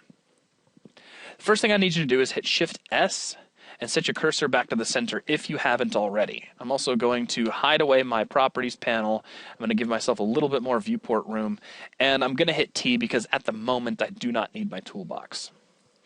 Incidentally, because I know that I'm modeling, I know that I also do not need my timeline, so I can take these little diagonal lines down in the corner and I can just drop those out and get a nice big clean viewport with a properties window. Now, I'll be honest, right now I don't need the properties window either, so I could just hit Control Up Arrow if I wanted to be super fancy. So if you do that, that's fine. Just remember that you did it so that you can undo it later on, because it's easy to forget, especially when you're just starting out. Okay, so now moving on from here, let's bring in our hero. So I'm going to hit Shift A and just bring in a plain Jane UV sphere. Now, as soon as I do that, without clicking on anything else, I want to press F6, and I'm going to make the following changes. We're going to take the segments and pull these down to 24, just like we did last time, and the rings will set to half that, which is 12. Now, the reason we're making this so nice and blocky is that we are planning in advance on adding a subdivision surfaces to it to smooth it back out. Oh, and somebody did mention if you want to, you can hit Alt F11 to get a tiny little bit more room if you want to get rid of your menu bar up at the very top. And the only reason I'm not doing that is if for some reason I need to quickly get Blender out of the way and I forget how to do that. I don't know, I take some sort of comfort in seeing that at the top of my window, at least for right now. And you've got enough room. This is a huge monitor. Oh wait, you can't tell how big my monitor is.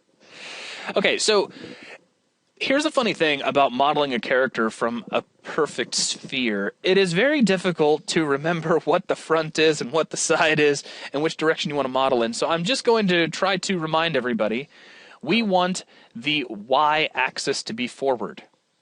Please try to keep that in mind. Now, to illustrate that, if I switch over to a front view, we are staring right down the Y-axis. That's how we're going to keep this straight in our heads. We want the character, when we're animating him later, to be moving forward in Y. So we need to keep that in mind at all times. Now I'm going to set a few things up to make the modeling process a little easier. You can do this in an orthographic view if you like, but I'm going to switch over to edit mode, and I'm going to nuke out half these faces. Let's just go over to the front view. Actually, to be specific, I'm going to go to a back view, and this is just personal preference. You'll see why here in just a second. Let me switch over to faces. I'm going to deselect just by clicking, and I'll hit the B key and drag out a box like so. I'm going to delete these. I can do that with delete or X, and I just want to nuke out those faces. Basically, I want half a sphere. Now, the reason I chose a back view is just because I like having the left side of the character or camera right side while I'm working. That is nothing but personal preference and will change absolutely nothing in your user experience. If you want to model starting from the other side and have the mirror bring the opposite side over, you can certainly do that. And now if you want to see which people are following along and make sure they're with you, you can go ahead and tell those to put their hands up and just get to this point right here. Yeah, who is following along? If you put your hands Throw up. those hands up in the air. There you go. Now, I am going to throw this out once again as a warning. I will not be moving as slowly through things as I was last week. Yeah, we'll just watch for the majority of the hands to go down. So if you're having a very, very difficult time keeping up, please don't let yourself get too frustrated, because you can grab the video when it goes up and you can pause me and rewind me and make me say stuff as many times as you need, because at that point I'm completely at your mercy. Okay, so now that we've got half a sphere, the very next thing I want to do is, well, I guess we can go ahead and add our mirror modifier to it. So I'm going to switch over to the properties window. Now remember, I hit Control up arrow to get back out of my full screen view. And we're going to add our mirror modifier just like we did a few minutes ago. And you'll see that that automatically gives me the other half of my sphere back, so everything looks very fancy.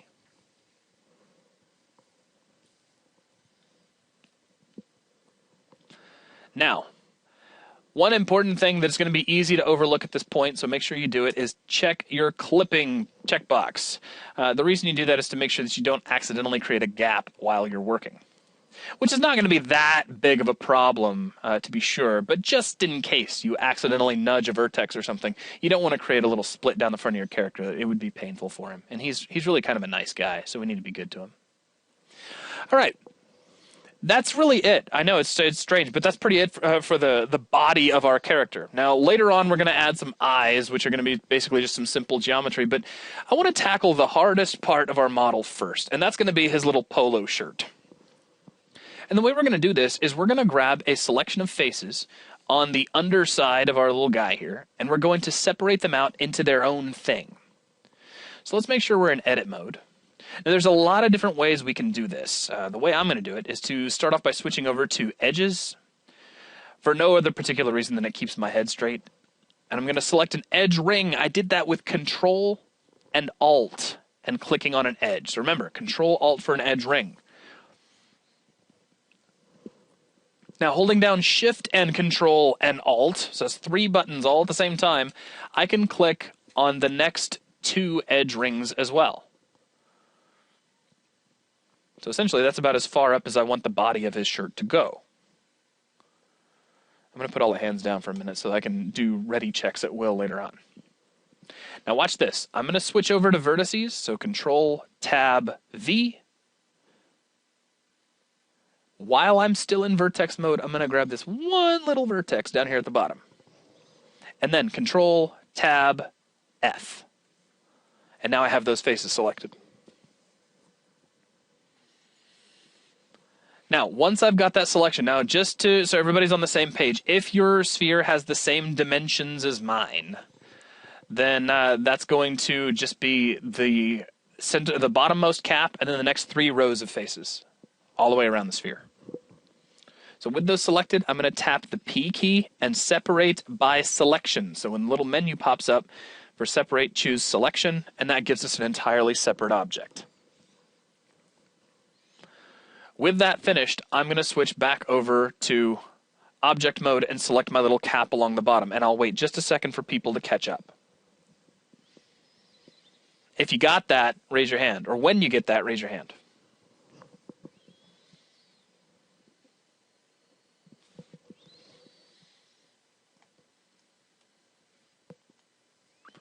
Does the mirror mod copy over? Check it out. Actually, it did. So we select our original object, we select this guy, and they both have mirror on them, which is pretty handy. Wait, what did you do after you selected the faces? We separated, and to do that we used the P key.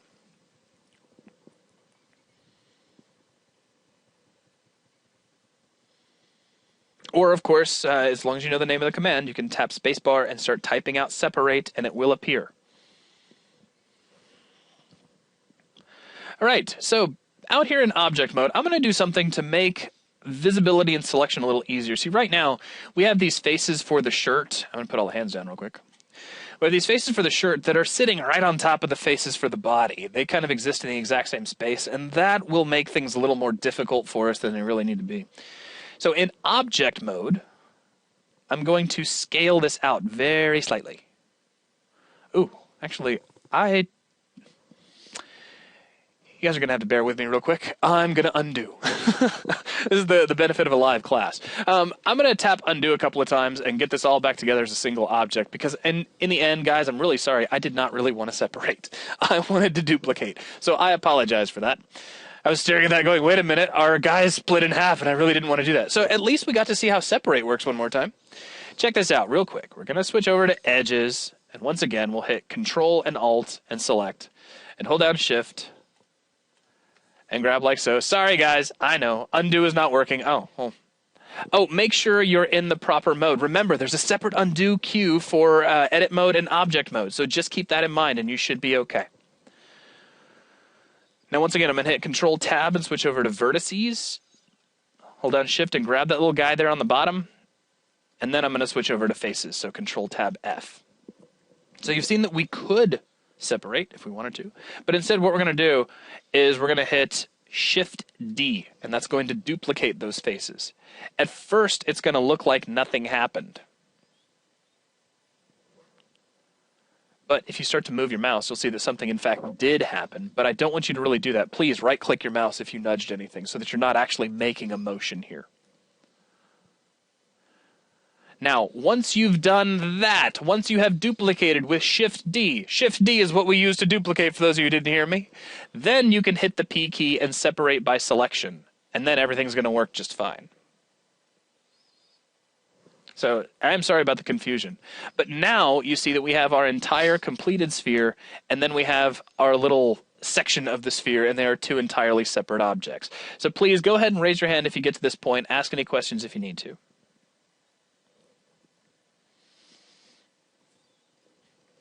All right, so once we've done that, now while you're in object mode, take your little bottom cup thing that you duplicated off your object and scale that up just slightly. It doesn't have to be very far, just enough to give it a little bit of a gap so you can see the difference between the two.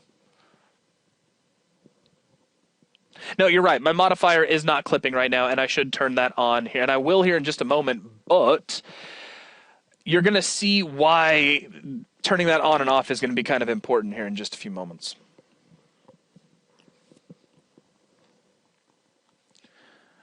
Okay, so now that we've got that, we're going to consider this to be the body of our shirt. Now from here, we want to start to create the collar. Now here's the trick about the collar. I don't want the collar to be perfectly flat all the way across the bottom of our character. I'd actually like it to be higher in the back than it is at the front. It just adds a little bit of character. It makes things look a little nicer. So that's where we're going to start. We're going to kind of add a little bit more to the body of the shirt. So what is duplicate D and something else? That is Shift-D. Shift-D for duplicate. And somebody said, can you repeat from Shift-D? Sure. While you're in edit mode, you hit Shift-D to duplicate. Then you hit P to separate that duplication. I'm going to go ahead and put all hands down real quick.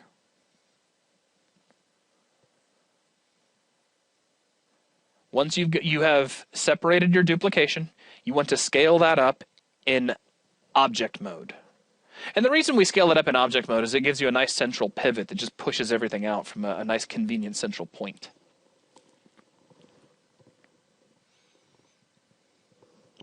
Okay, now from here, I am going to go into edit mode and we're going to start working on the shirt just a little bit. I'm going to add a little more surface to the body of the shirt, and here's how I'm going to do that. We're going to switch over to edges. So Control-Tab-E for edge. And let's see, how many edges do I want to select here? Let's grab 1, 2, 3, 4, 5 would probably be pretty good.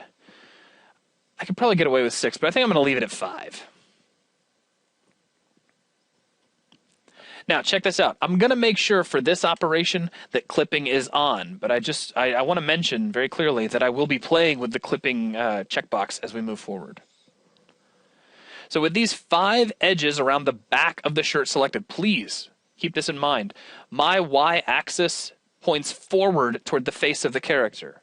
The back of the y-axis is the back of the character. And what we're doing is we're raising the back of the shirt up a little bit so that the collar will slant down toward the front of his body. So with these back 5 edges selected, I'm going to hit E to extrude and just pull these up a little bit. How far you go doesn't really matter too much because we're going to be playing with the vertices here in just a second. Screen is not updating. Well, I'm going to tumble around real quick just to verify that for anybody else. Is the screen up? Raise your hand if the screen is updating.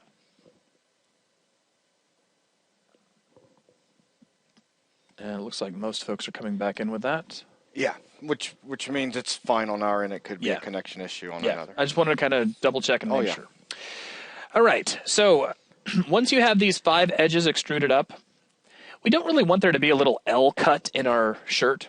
So what we're going to do is grab, excuse me, we're going to grab these 2 edges and press F to add a face in between them. Now still, obviously, this is not the smoothest transition from the back of the collar to the front of the collar, and this is where you get to have a little bit of fun. What I want you to do, and this will take everybody just a few minutes, so I want you all to go ahead and get started on it now. Once you have this little triangle that connects between your extrusion and your original shape, switch over to vertices, and then start playing with your vertex elevations to create a nice straight edge. Now, just as a reminder, way back when we first started the class, I switched on a particular feature under user preferences, and I believe it was under interface. I remember exactly where it is. It is to let go of the mouse. Release confirms. I'm trying to remember exactly where I hide that these days. It's not under system. Thank you. It's under editing. It's a release confirms. I am using that to full effect right now because it means that I can just click and drag on these vertices, and when I let go of the mouse, that is where they go. And that makes editing very easy for me when I'm doing organic stuff like this, where I'm just kind of inferring a location. Now, one thing you don't want to do too much of, you don't want to pull these guys up so that your sphere is poking through. So definitely try to keep that in mind. But what we're going for is a relatively smooth line, it doesn't have to be perfect, that goes from the front of the shirt to the back of the shirt. And what I'm going to do is put everybody's hand down. And once you get to a point where you've got kind of a nice slope that goes from front to back, I want you to raise your hand to let me know that you're ready to move on. And if you're going to wait for me to get mine done, you don't really need to do that. This is one of those things you can just kind of make up as you go. Now, notice I have clipping on right now so that I can move that central vertex around without breaking anything. And that's very nice. And I want to mention this. If you have a little bit of interpenetration, like here, where we've got one shape showing through the other, don't stress too much. We're actually going to fix that with a Solidify Modifier later on. So it won't make that much of a difference. So like this little shape right here, I'm not worried about that at all.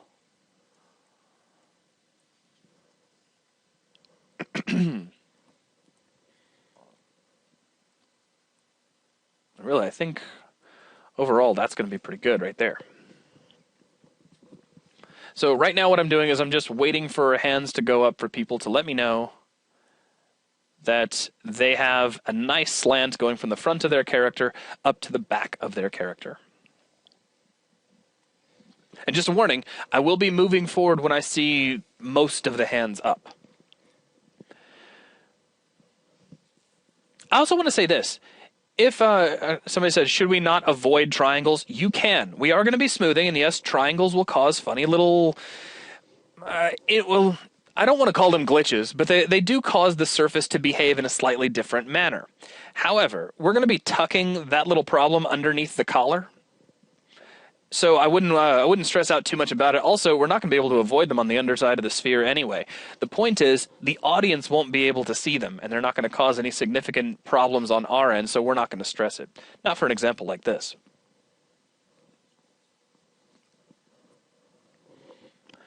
But technically speaking, a triangle will smooth just fine. It just treats the surface a little bit differently.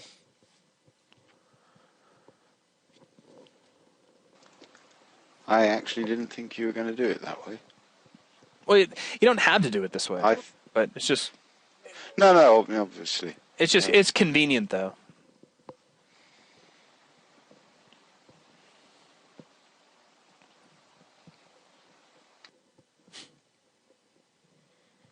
And so I got a few hands up. I am also keeping an eye out for questions while this is going on. And if you are watching the streaming version of this later, you can probably gently scrub ahead just a few seconds at a time and skip right past this. Actually, I'm seeing most of the hands up at this point. Yeah, anyway. it's looking pretty good. So let's go ahead and move on to the next step, which is going to be the creation of our collar. And once again, I'm going to make sure that clipping is on, and I'm going to start grabbing some edges. Let me switch over to edge mode with Control-Tab-E. And I'm going to Alt-click on this topmost edge, which in my case does a nice edge loop all the way around where that collar is going to be. Now to get this to behave exactly the way I want it to, I'm going to tap E, and then I'm going to right-click. I don't want to actually move that extrusion in this manner. You could. We could use the middle mouse button, but just try to keep things nice and smooth for everybody else. I'm going to extrude and then right-click, and then I'm going to hit G and use middle mouse to move this straight up just a little bit. And if I hit Z, you can kind of see I didn't really move that very far at all.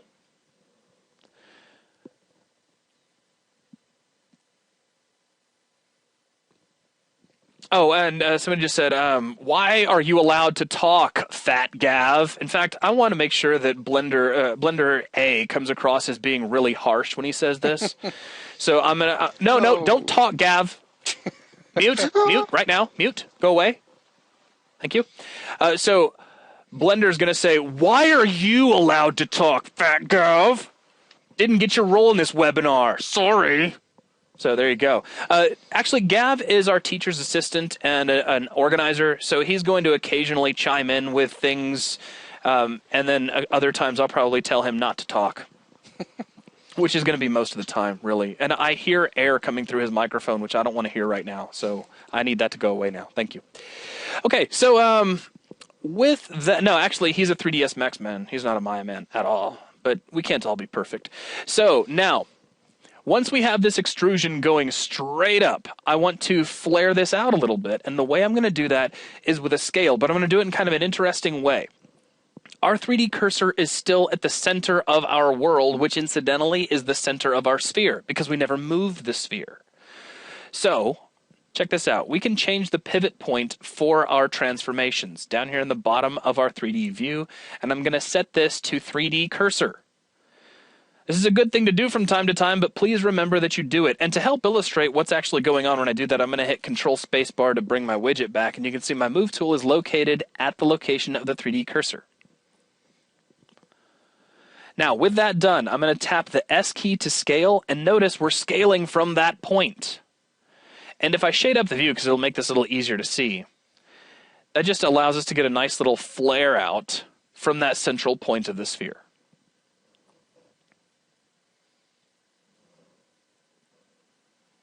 So again, all we really did is we're just scaling out from the location of the 3D cursor, which you can change at the bottom of the 3D view. I'm also going to nudge it down just a little bit. And I think I'm going to scale it in just a tad more. So I'm being a little bit picky. No, this is not an exact science. No, I don't have precise values for you. All we're looking for is just a little bit of a lip to pull out of here. And outside of that, use your judgment.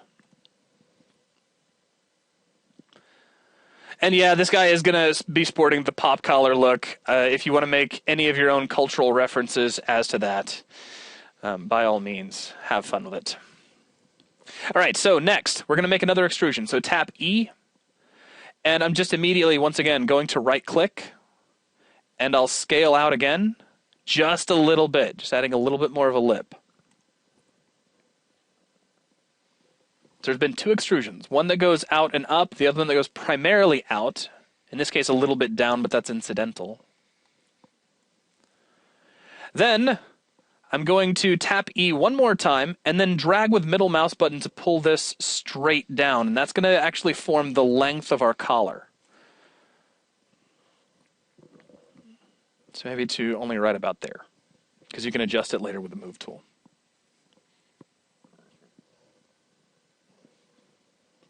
Now, once you have that in place, you can have a little bit of fun with shaping your collar around a little bit, but before you even try, I would do a couple of things. First off, we've got a mirror modifier on, which is good. Next, I would add a Solidify modifier, and that's going to add some thickness to the shirt.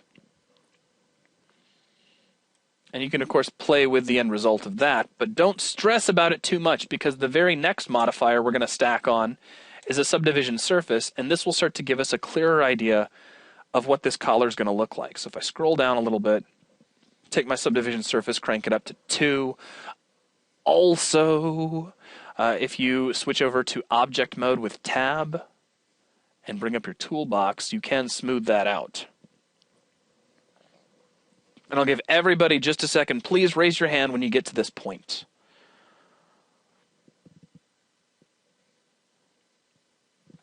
So it actually kind of looks like a ball sitting in some sort of a cup-like apparatus.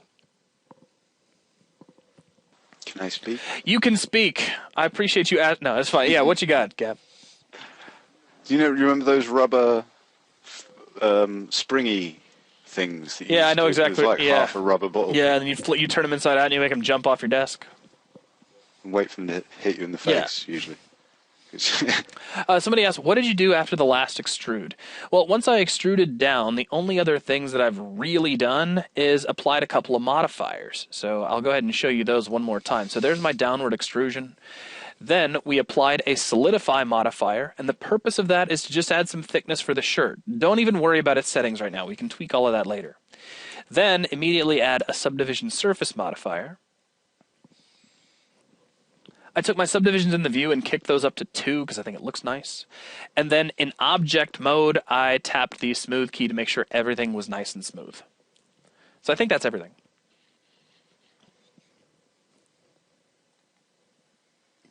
And I'm going to give everybody just a few more moments. Please remember to reach over and raise your hand once you get to this point.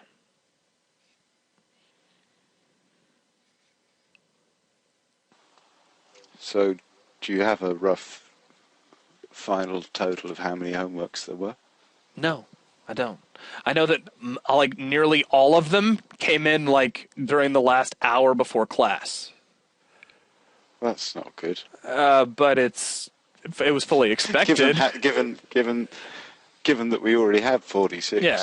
Well, I knew that if I set the deadline to sometime in 2016, like if I set it to April 7th, 2016, we would get them all on April 6th. If anybody even remembered. But I'm just, because everybody waits to the last minute. It's a human thing. No worries. Okay. I'm seeing most of the hands up at this point, so what I'm going to do is jump back over into edit mode. And this is kind of a vanity thing, and I realize that.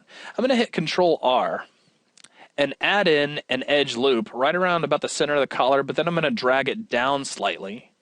Now, we can't really see that very well, and to help with visibility, I'm going to turn off a few of my modifiers. So I'm going to turn off the subdivision surface, and I'm going to turn off the solidify. I want them to be there, I just don't want them to be all that visible. I'm going to nudge this up just a little bit, because it was down a little further than I wanted it to be, and I'm going to scale it out slightly. You see it's just adding just a tiniest little bit of rounding. And then if you want, you can turn your modifiers back on and see what that did. So just added a little bit of nice roundness to your collar.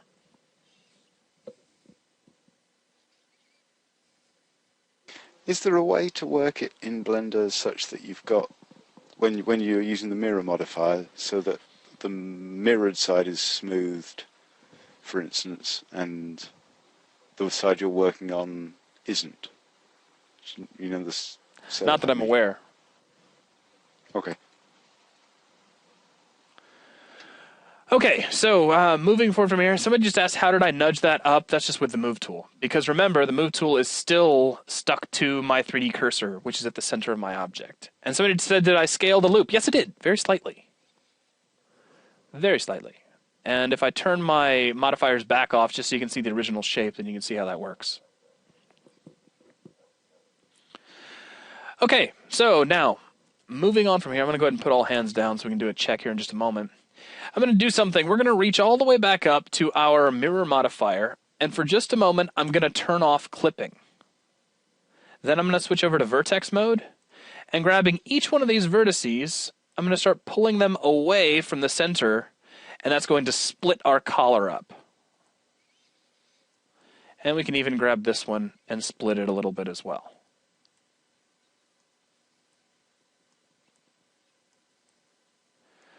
So maybe something about here. And we can start to kind of slope the collar down as it gets out here toward the front. And smooth out the shape a little bit as well.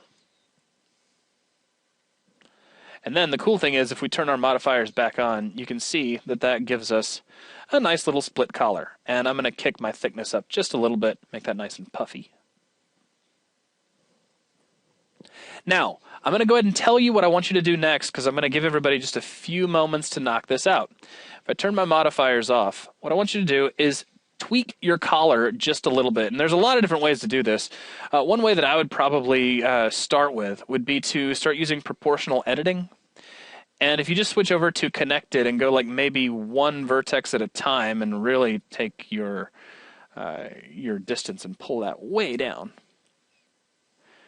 you can use this as a way to pull the collar in a little bit. See, because like if you don't want it to be perfectly uniform all the way around the shape, then you can start kind of bringing in that shape just a little bit all the way around the character. So what I'm going to do is ask you guys to go ahead and split your collar at the front, and then take just a moment and tweak it however you like. If you grab anything on the center axis that you don't want to mess up, make sure you switch clipping back on, so you don't make a second split at the back if you don't want to do that. I don't know why you would want to do that, but you know. So really, the big thing I'm doing is I'm taking that lowest edge of my collar and just bringing it a little bit closer to the body, but I'm using proportional editing right now with a fall-off distance, a proportional size of like 0.12, and I'm using the connected setting, so I'm not using a true 3D radius. And I'm just kind of tugging things in a little bit. You don't really have to do this. This is pure vanity at this point. Once you have a collar that you're reasonably satisfied with, go ahead and put your hand up, and we will move on as soon as I see a pretty good majority of folks ready to go. In the meantime, I'll go ahead and turn my modifiers back on. Can you do the splitting part again? Sure thing. Well, I mean, actually no, because it would require a lot of undoing, but I can show you how it works. If I turn off my smooth and my solidify modifiers just so you can see the shape, all you're going to do is turn off clipping on your mirror modifier and then pull your vertices away from one another, and that creates your split. So we're not even really using a split operation so much as we are leveraging the fact that if we turn off clipping, we can pull things away from the central axis.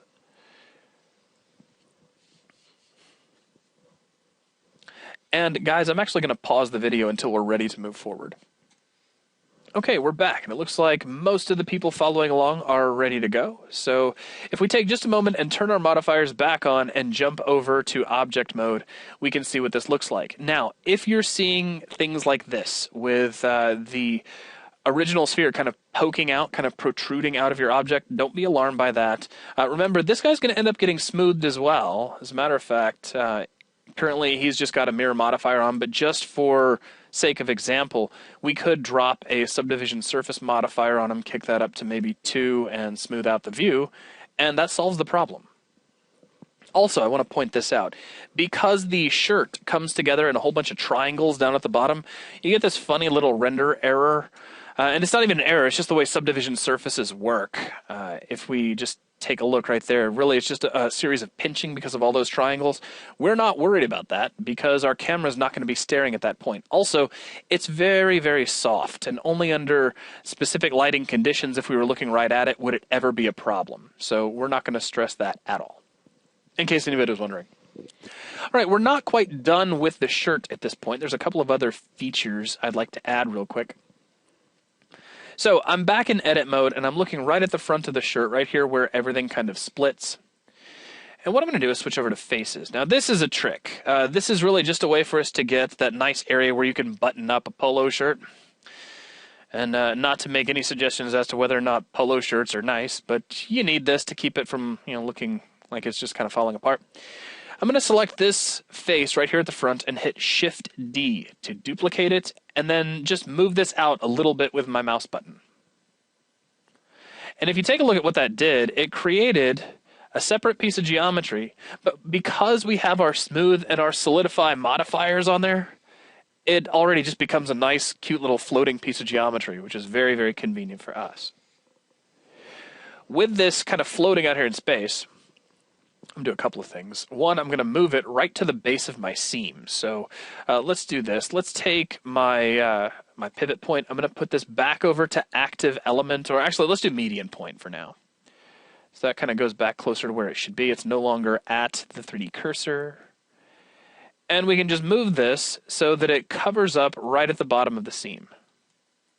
Now, again, notice that clipping is back on, so if I try to pull these apart, notice I can't split down the central axis. Oh, and if you see your geometry jump or do weird things, that's probably because continuous grab is wrapping around the screen and Blender's kind of yelling at you a little. Let me slide this down just a little bit, and then I'm going to do a couple of things. We're going to switch over to Vertices, and I'll hide my my move tool. I don't really need that, so I did that with Control Space. And I'm just going to kind of thin this out, adjust the shape a little bit, make sure it's pretty flush against the surface of the shirt.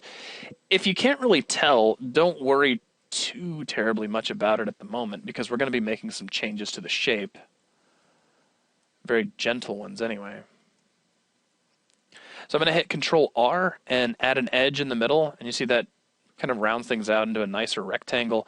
It also gives us the ability to add a little more rounding if we need it. So if you're trying to conform this shape to the front of the shirt, having a little bit of rounding will probably come in kind of handy.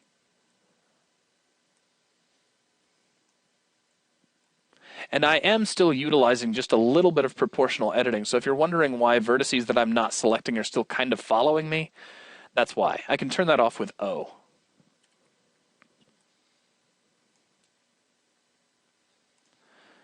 And I'm going to grab this central point here and just kind of push that in just a little bit. And that'll kind of flatten out this shape. Okay, did you use that thickness modifier? All right, this is a two-part question. It said, when I duplicated the face, it's flat. Did you use that thickness modifier? Well, because I duplicated the face without separating it, it's still part of the original object. So make sure your thickness modifier is switched on. That would be important, because I mean, if it's switched off, you won't be able to tell anyway. But yeah, unless you've separated, it will just inherit the same modifier. Basically, you have the same object here. It's just made of two different parts. Why is it that I can't scroll to change the editing sphere for proportional editing? You know, before you think that you're not doing that, double check as you move something. And let me make sure that I have proportional editing on. It'll make this example a whole lot more poignant. Take a look at the bottom of your 3D view and see if the proportional size number is updating.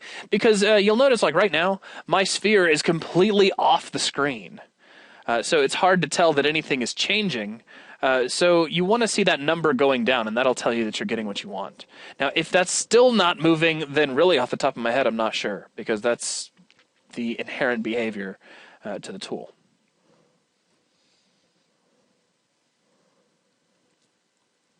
Okay, once you have this little piece of fabric that's kind of helping bolt together the collar down here, we're going to add a button to this. So to do that, with the object still in, we could do this in edit mode. Yeah, let's just do it in edit mode. It'll be kind of fun. I'm going to do a couple of things. First off, I'm going to select this vertex right here at the center, all right? Then I'm going to hit Shift-S. Now that brings up what? My snap menu. We talked about this earlier. So remember, Shift-S to bring that up. And we're going to move the cursor to selected. So that just puts the 3D cursor right there at the location of that central vertex. Once we have that, we're going to hit Shift-A to add, and I'm going to add a plane. Now this plane is huge by default. A lot bigger than we really need it to be. But that's okay, because our next thing is going to be to scale it down. So scale it down, make it nice and tiny, and then I'll frame up on it with the period key. And you see, we've basically already made a button because of that Solidify modifier. So we can really make the most of our modifiers to get this shape. I'm going to, well, we could rotate, we could move vertices. Let me just grab a rotate, but I'm going to middle mouse click so that I'm rotating only around X. So I'll rotate that forward. And then I'll hit G and tuck this up into the shape. And still got a little bit of proportional editing on, but that's okay. I'll just kind of deal with that.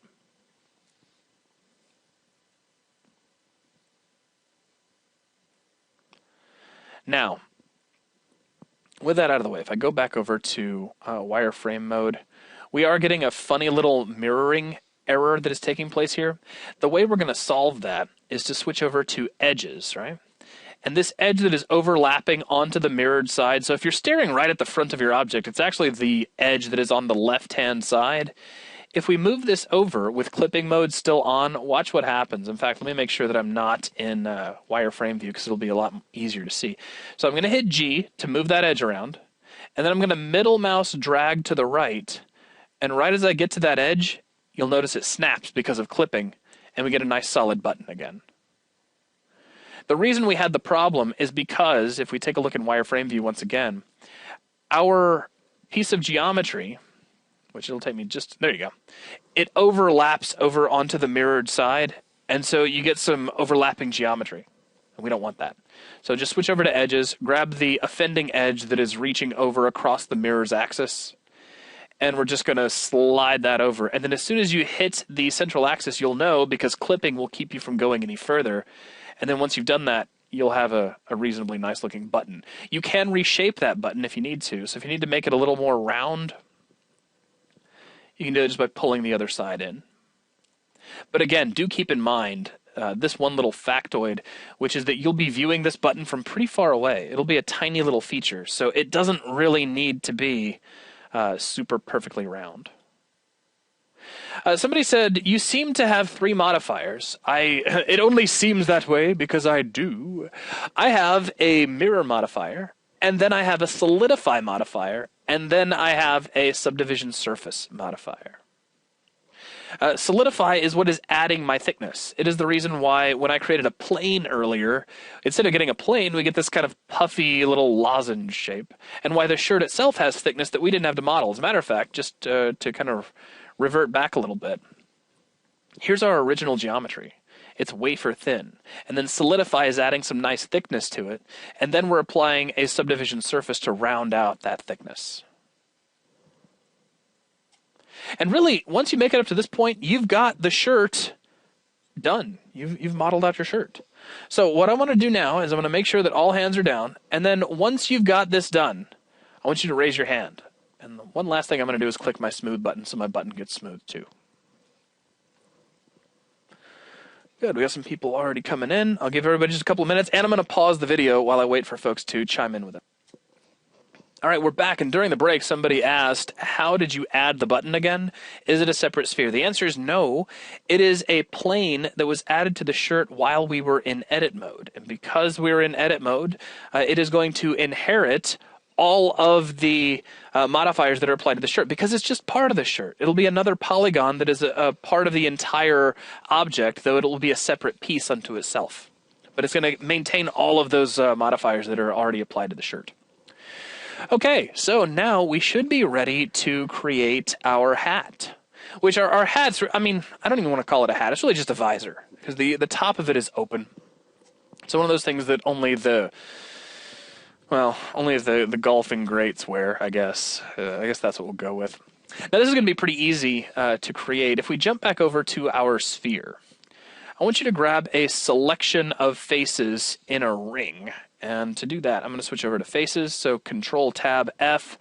By the way, folks, as we have moved forward through this, I will probably at some point forget to mention little tiny hotkeys like that. So at some point, you should be taking certain things for granted. Like if I say to switch over to faces to select them, you should all be getting to the point where you're comfortable enough to just follow along without even thinking about it. Now, if I hit Control and Alt and click on one of the vertical edges here, we automatically get a ring that goes all the way around our head, which is pretty convenient if I do say so myself. And what we'll do is the same thing we did with the shirt. We're going to hit Shift-D, but then immediately right-click, so there's no motion. We're going to hit P to separate by selection, and then we'll go back over to Object Mode. Now once we've done that, we can just select this ring all by itself, and really we've already got like the perfect 1970s headband. We just need to add a little bit of thickness to it and we'd be good to go. But I'm going to scale this up just a little bit to offset it from the head, very slightly.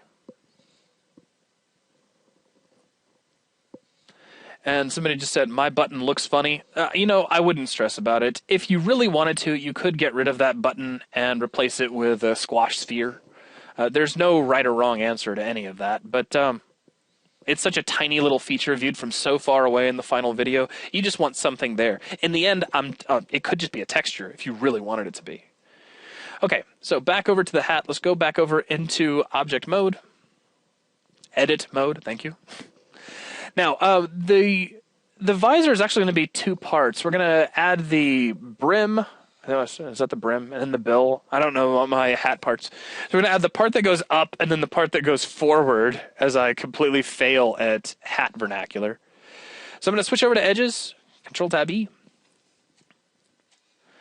And I'm thinking the first, maybe, I think I can get away with 4 edges, but I'm going to grab 5 anyway. So the first 5 edges, I'm just going to select, and I'm going to extrude up a little bit. I am not particularly worried about the specific direction, but notice I do have a problem here. I was not clipping. Now, I could undo and I could redo. There's all kinds of things I could do to fix that. But you can just turn clipping back on and then move away. And as soon as you cross that center axis, they're going to pop right back to where they were. So it's just kind of a quick way to fix that. Now, for starters, we're going to do something very similar to what we did with the shirt. I'm going to grab this edge and tap F to kind of connect those together. And then I want you to switch over to Vertices, Control-Tab-V, and just sort of shape this into a nice looking curve that goes up and kind of rises up to the top. Now this indentation here at the front, you can soften that a bit by pulling these vertices out a little. So if you want to do something kind of like this. But you don't have to stress too much about it because we're going to be adding a Solidify Modifier to this guy anyway to give it some thickness. And I'll pull some of these vertices back in a little.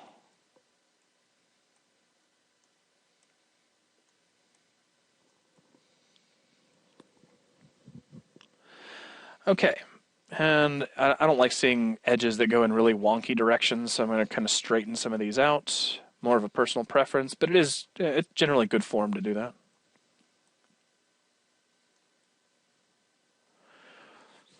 Now, the problem with our hat right now is that it makes this really interesting straight line right across our entire character's head, which looks really fake.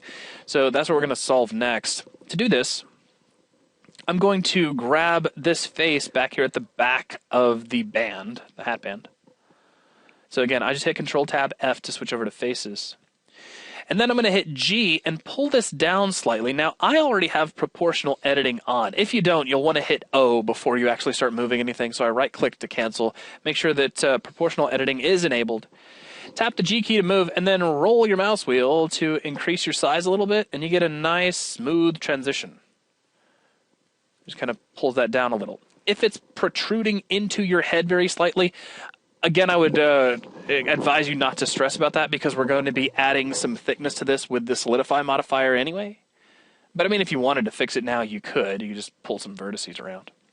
The next thing I'm going to do is grab these 2 faces at the very front of the hat and do the same thing. We're going to pull these up. And I still had these guys in the back selected, so let me hit A to deselect. Grab these 2 at the front, hit G and pull up very slightly. And I'm also kind of sliding these back to keep these pretty close to the forehead.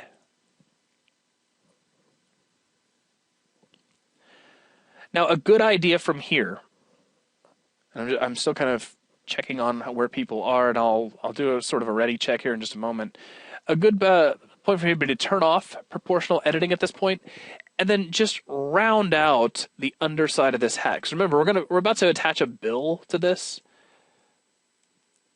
And hats generally have some rounding along where the bill attaches. So we're going to go ahead and put that in now, which will make shaping the bill much, much easier. So something about like so. And it doesn't have to be perfect. You can tweak this to your heart's content later. So here's what I want you guys to do.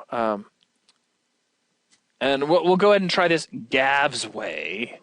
I want everybody who's following along to go ahead and put your hand up now, and then I want you to pull your hand back down once you get to this point. And I'm going to go ahead and pause the video while we wait for people to catch up. All right, we're back, and the next thing we're going to do is extrude out our bill. So switch over to Edges, Control-Tab-E, and grab Edge, Edge, Edge, Edge. I've grabbed the first 4. And this is really simple. I'm just going to kind of rotate the camera up above my character and hit E and just extrude that forward and maybe condense it in just a little bit. And you kind of already have a perfectly good hat bill at this point. That's the neat thing. The next thing I'm going to do, however, is switch over to Vertices and just do a little bit of tweaking of that edge. So take that outermost vertex, maybe slide it back a little, maybe slide it down a little bit. Also, I'm going to hit Control-R, and that'll drop in a nice edge loop, which I'm going to drag back toward the back. Not all the way back. I don't want this to be a super crisp edge, but just something to kind of shape that down a little bit more, like so. And you can actually take advantage of that if you don't want your build to be perfectly straight. If you want it to have a little bit of flare, you can grab that and pull that straight down a little, and you'll see you get a little bit of nice curvature. Now from here, there's all kinds of things you can kind of do on your own, which do look pretty nifty if you play with them. Like we could potentially add another edge loop a little bit more forward, like so. And if we grab the vertices at the front and we pull those up slightly, you can get just the tiniest little bit of curvature in your bill. But I'll leave that kind of decision up to you. You don't really have to do anything I just did. I just thought I'd show you how it works.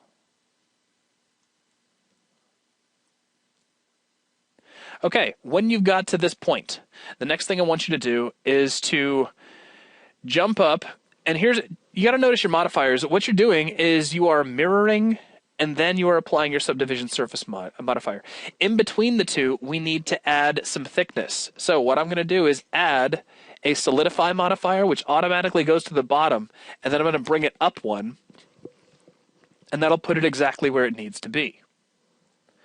Go ahead and increase your thickness a little bit, and in my case, something like 0.6 is starting to look pretty good. You can also adjust your offset, and you see how that does a really good job of pulling that hat out of your character's head, which is very nice. If you still have a little bit of a gap between the head and the hat, you have a couple of options. Your first option is just to not worry about it, because you don't really have to sweat the small stuff if you don't want to. Or you can turn off your modifiers, jump in here to the vertex level real quick, and just start sort of tugging in some vertices. If you do this, I would recommend using just a little bit of proportional editing, because it will kind of make everything go a little faster. And you can get that shape pretty much snugged right up against the head, so that when you turn your modifiers back on, you don't get that gap anymore.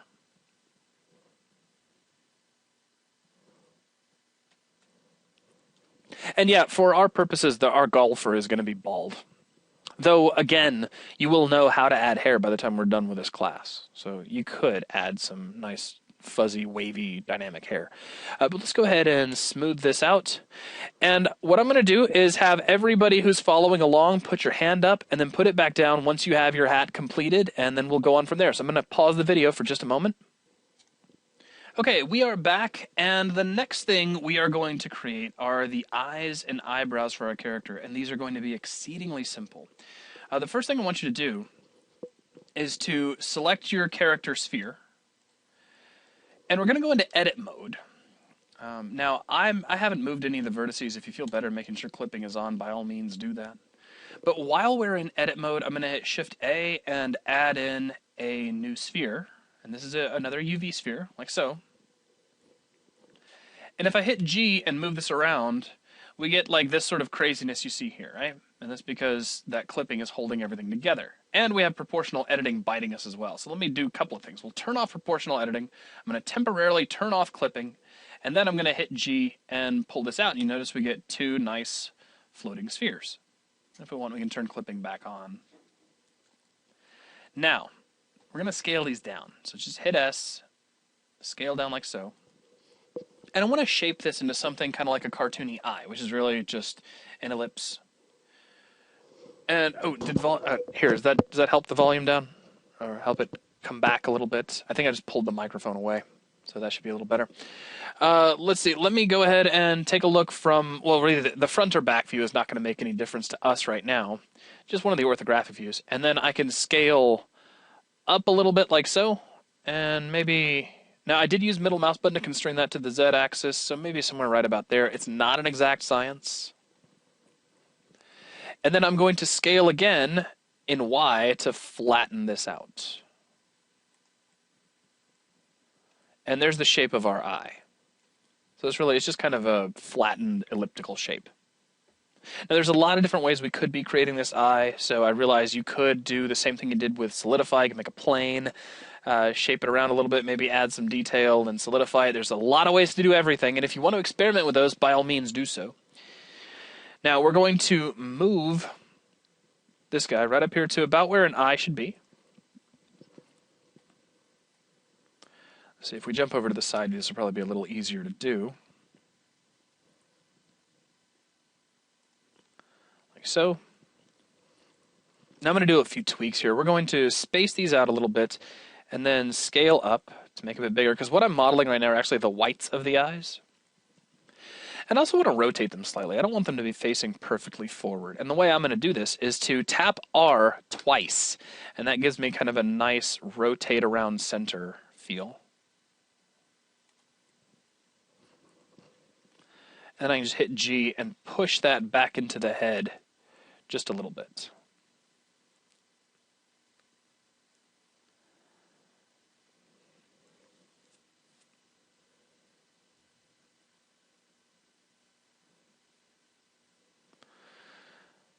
All right, so there's our the first stage to the eyes, I guess you could call it. Now the next part, we're going to select those eyes again, so just select this one. We're going to hit Shift-D to duplicate, and using my middle mouse button, I'm trying to pull this out along Y, and actually aligning along Y from this view is kind of a pain, so I'll just right-click and then hit G and pull that forward along Y. So pull that out just a little bit. Press S to scale down. Now, what I'm creating here are the irises. So pull that down, gives you kind of like an egg shape, like with a yolk in the middle, and then I'm going to pull this a little more centralized. It gives it more of a forward-looking kind of feel. I can also tap rotate a couple of times to kind of straighten that out, or maybe pull it forward just a little bit more. There's all kinds of different ways you can tweak that. Once you have that, hit Shift-D one last time, and just do the same thing. So we're going to pull this out one more time, scale down, and just sort of position just a little bit in. And these will be the pupils. So we'll stack all three shapes right on top of one another. And if I go back out to object mode, you can kind of see how that works. Pretty straightforward. Now from here, if you need to make any tweaks to the overall shapes of the eyes, now is a pretty good time to do that. So if you grab any one, or just mouse over any one of the pieces, you can hit Control-L to go ahead and grab all of the linked parts, or of course you can just hold down Shift and select all three parts, then hit Control-L.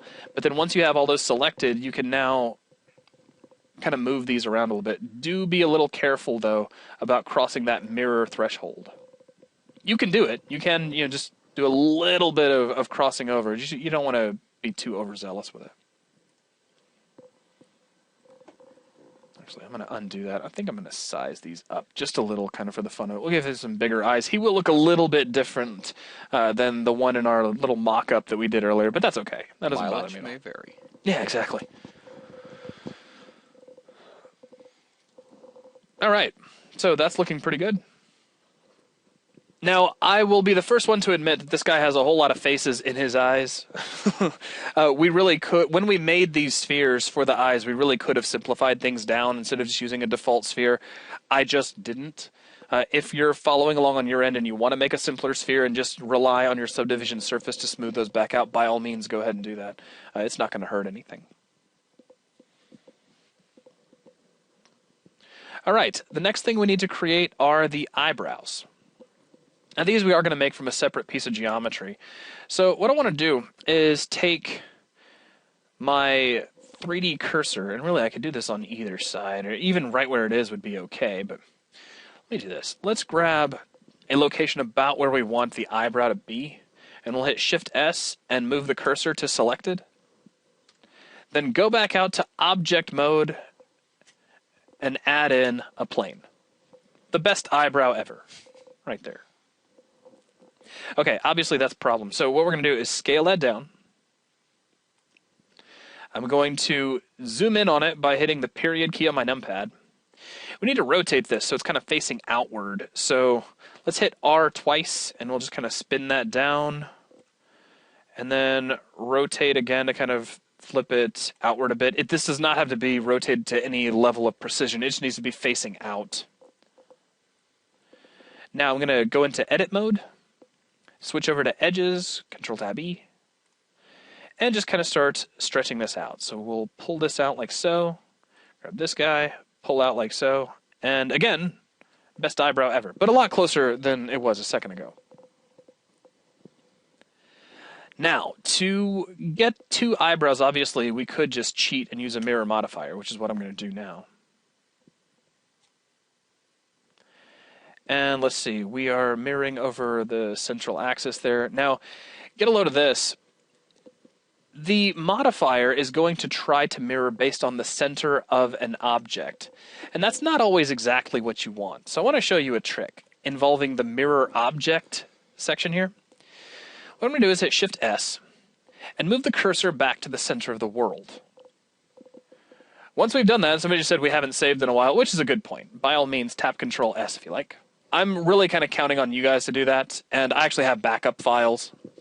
But anyways, so check this out. I've moved my 3D cursor to the center of the world, and then I'm going to add an empty. So Shift-A and drop in an empty.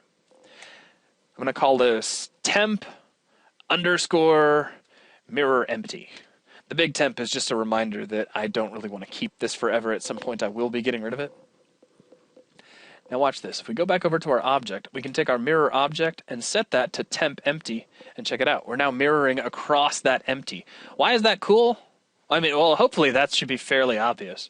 But if it's not for some reason, and let me jump over into my outliner real quick so I can grab that object. Check this out.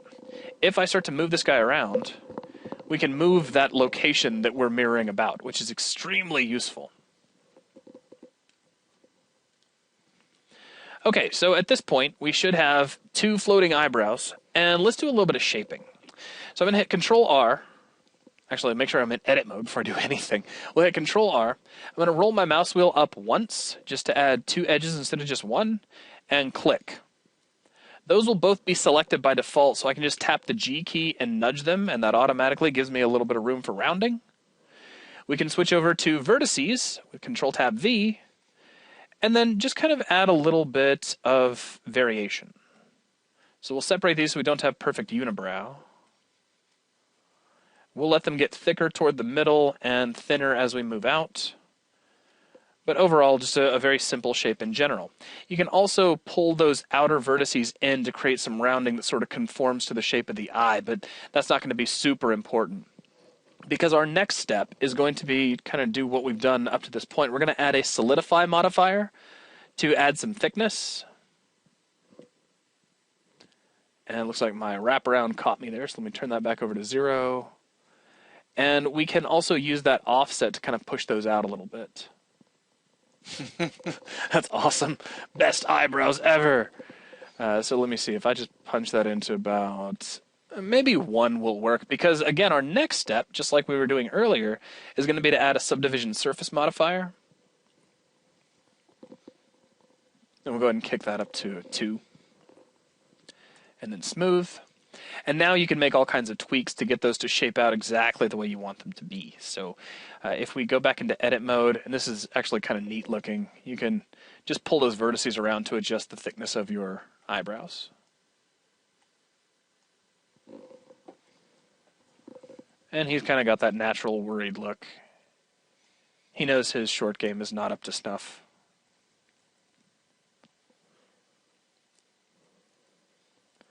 And we'll just go back here to object mode. And really, with that, we're where I want to be. Now, at this point, the modeling portion is not 100% done because we still have some modifiers sitting on the character.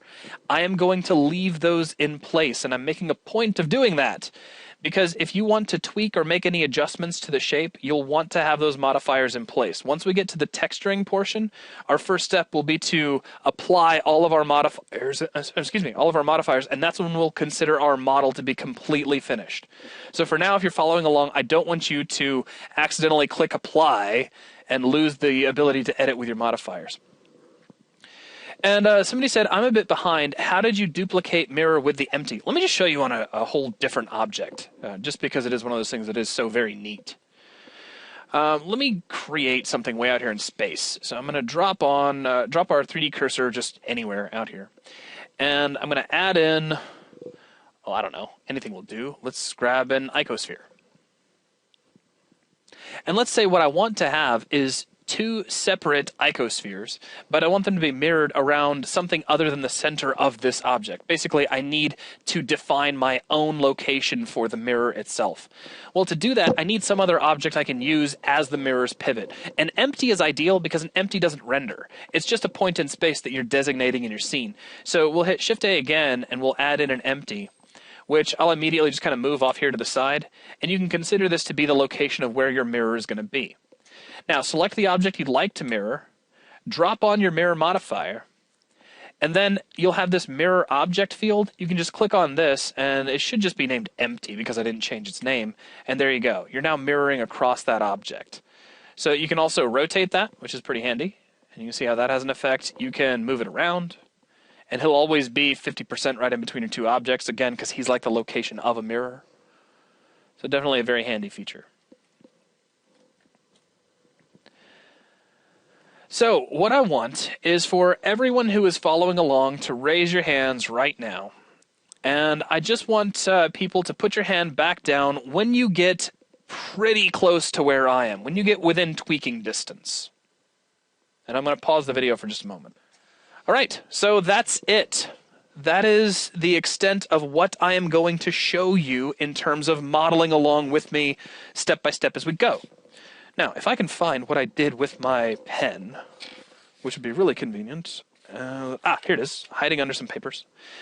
Let's talk about assignments. And we're no longer on break now, so let's see here. Let me get out my great big happy eraser and kill all this out. So hopefully, if you're following along on the video and you've skipped forward to find out what the assignment is, I'm hoping this should make things a little easier for you.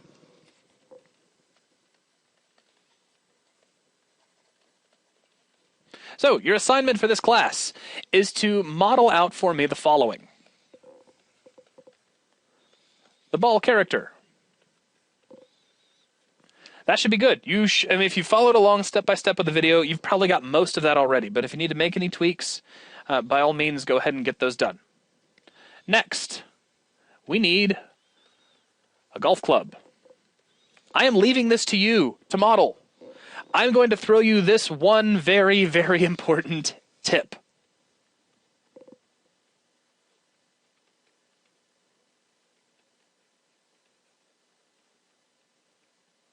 Keep it simple. It just needs to resemble a golf club. You probably don't really need to load in a bunch of image planes and try to match up the exact lines of a ping one wood driver with graphite shaft and all that. I mean, unless you're just really, itching to do an exact golf club. But really, if I bring up our video one more time, and I'll go ahead and leave it nice and big because I can pause right about here. This is an extremely simple shape. I'll give you some hints.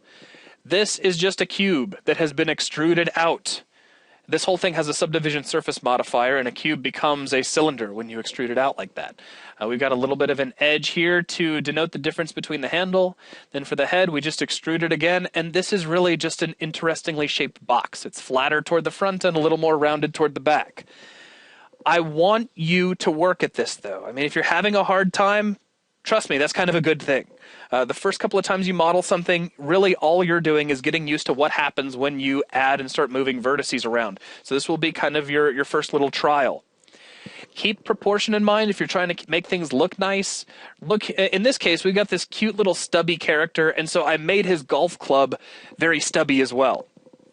A real one-wood has a big, long, thin, elegant shaft on it, and usually they're made of graphite or something that kind of wobbles a little bit, so you get a little bit of extra springiness. Don't even worry about all that. Keep it nice and thick and make it look all fun and playful. It'll be easier to model in the first place, and it'll just be, it'll look nicer when you're done.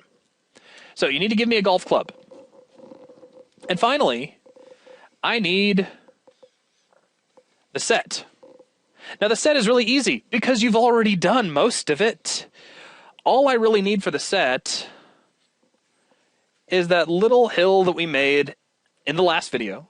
You can make another one. It's really easy. If I remember correctly, and I'm just kind of throwing this out there, we scaled this up so that it was, I believe, 16 in all dimensions because we scaled it up by 8.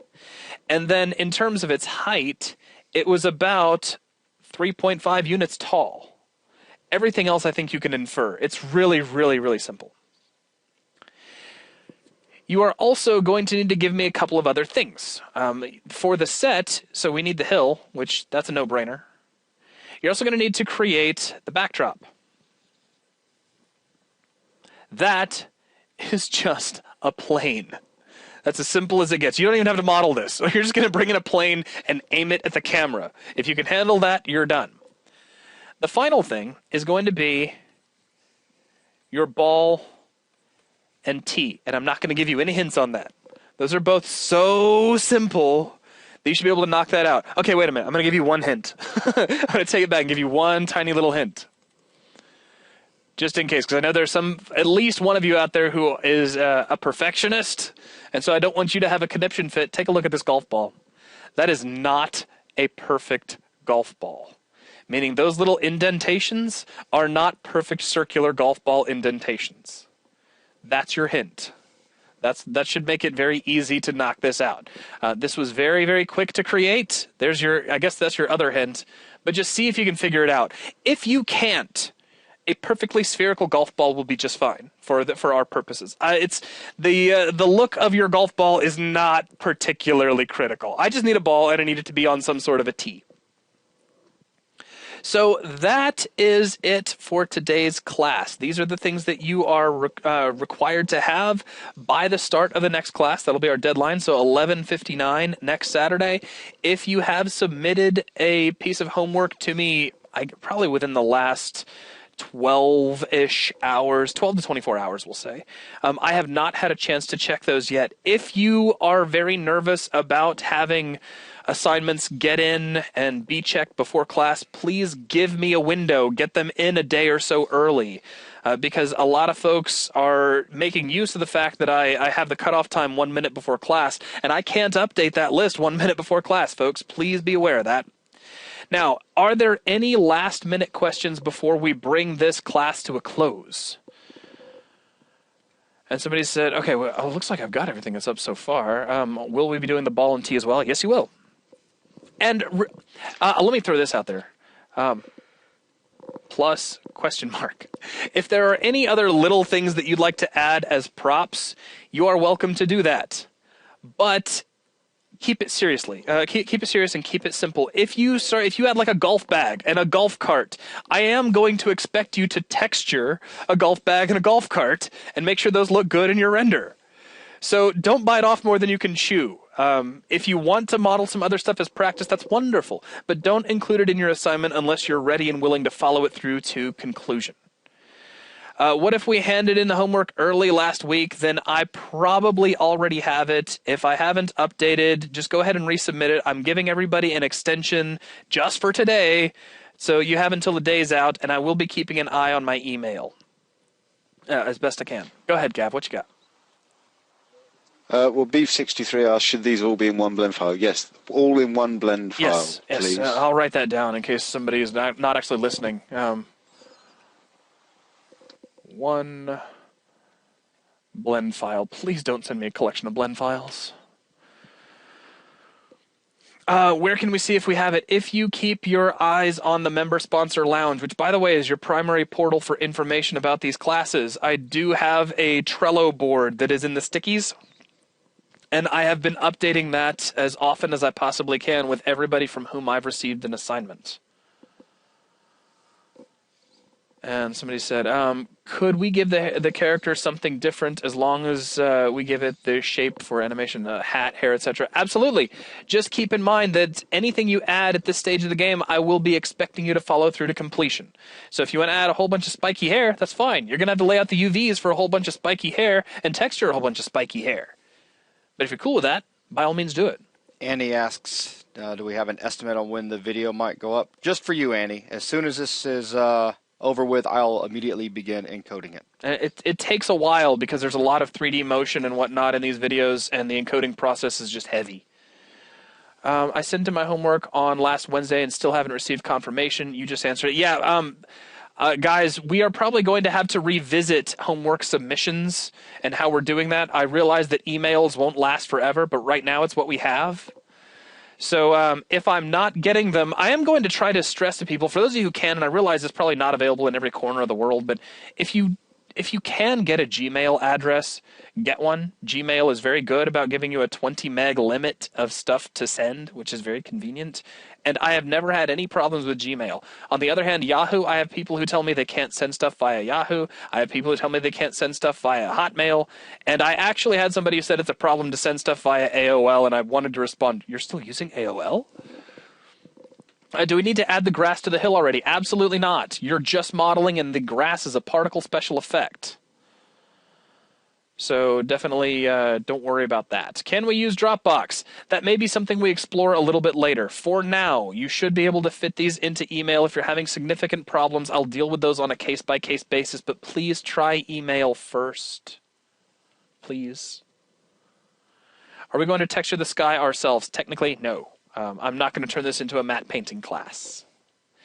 And homework, yes, goes to zach@3dbuzz.com, which is already in the homework outlines, which is in the thread over in the lounge. It's a sticky thread. It's the member sponsor lounge, but I'll write that down. Zach@3dbuzz.com with my awesome handwriting. I'm going to start calling them submission laws. Yes. Rather than just guidelines. Yes. All right. So how we receive pass-fail status for our assignments, email or PM or list on Trello. I think probably the easiest way would be a list on Trello. And yeah, that means everybody's going to see whether you passed or failed. But that happens in a lot of classes. You just cope. Work with me here. Because sending out individual stuff to each and every person is just a whole lot of work on our end when we could, of course, just drag your name from one list to another. And we got to keep this simple. Though, I do want to stress this. There should be no failing assignments. The stuff I'm giving you guys to do is exceedingly simple. All I'm asking is that you just do some stuff. If you haven't done it, you should not be submitting it. Therefore, if you submit, you should be passing. And I hope that makes sense to you. If you have to worry about whether or not your work is good enough, spend a little more time on it. As long as I can tell that it's a ball, and as long as I can tell that it's a golf club, and everything else that I ask for is there, we're good to go.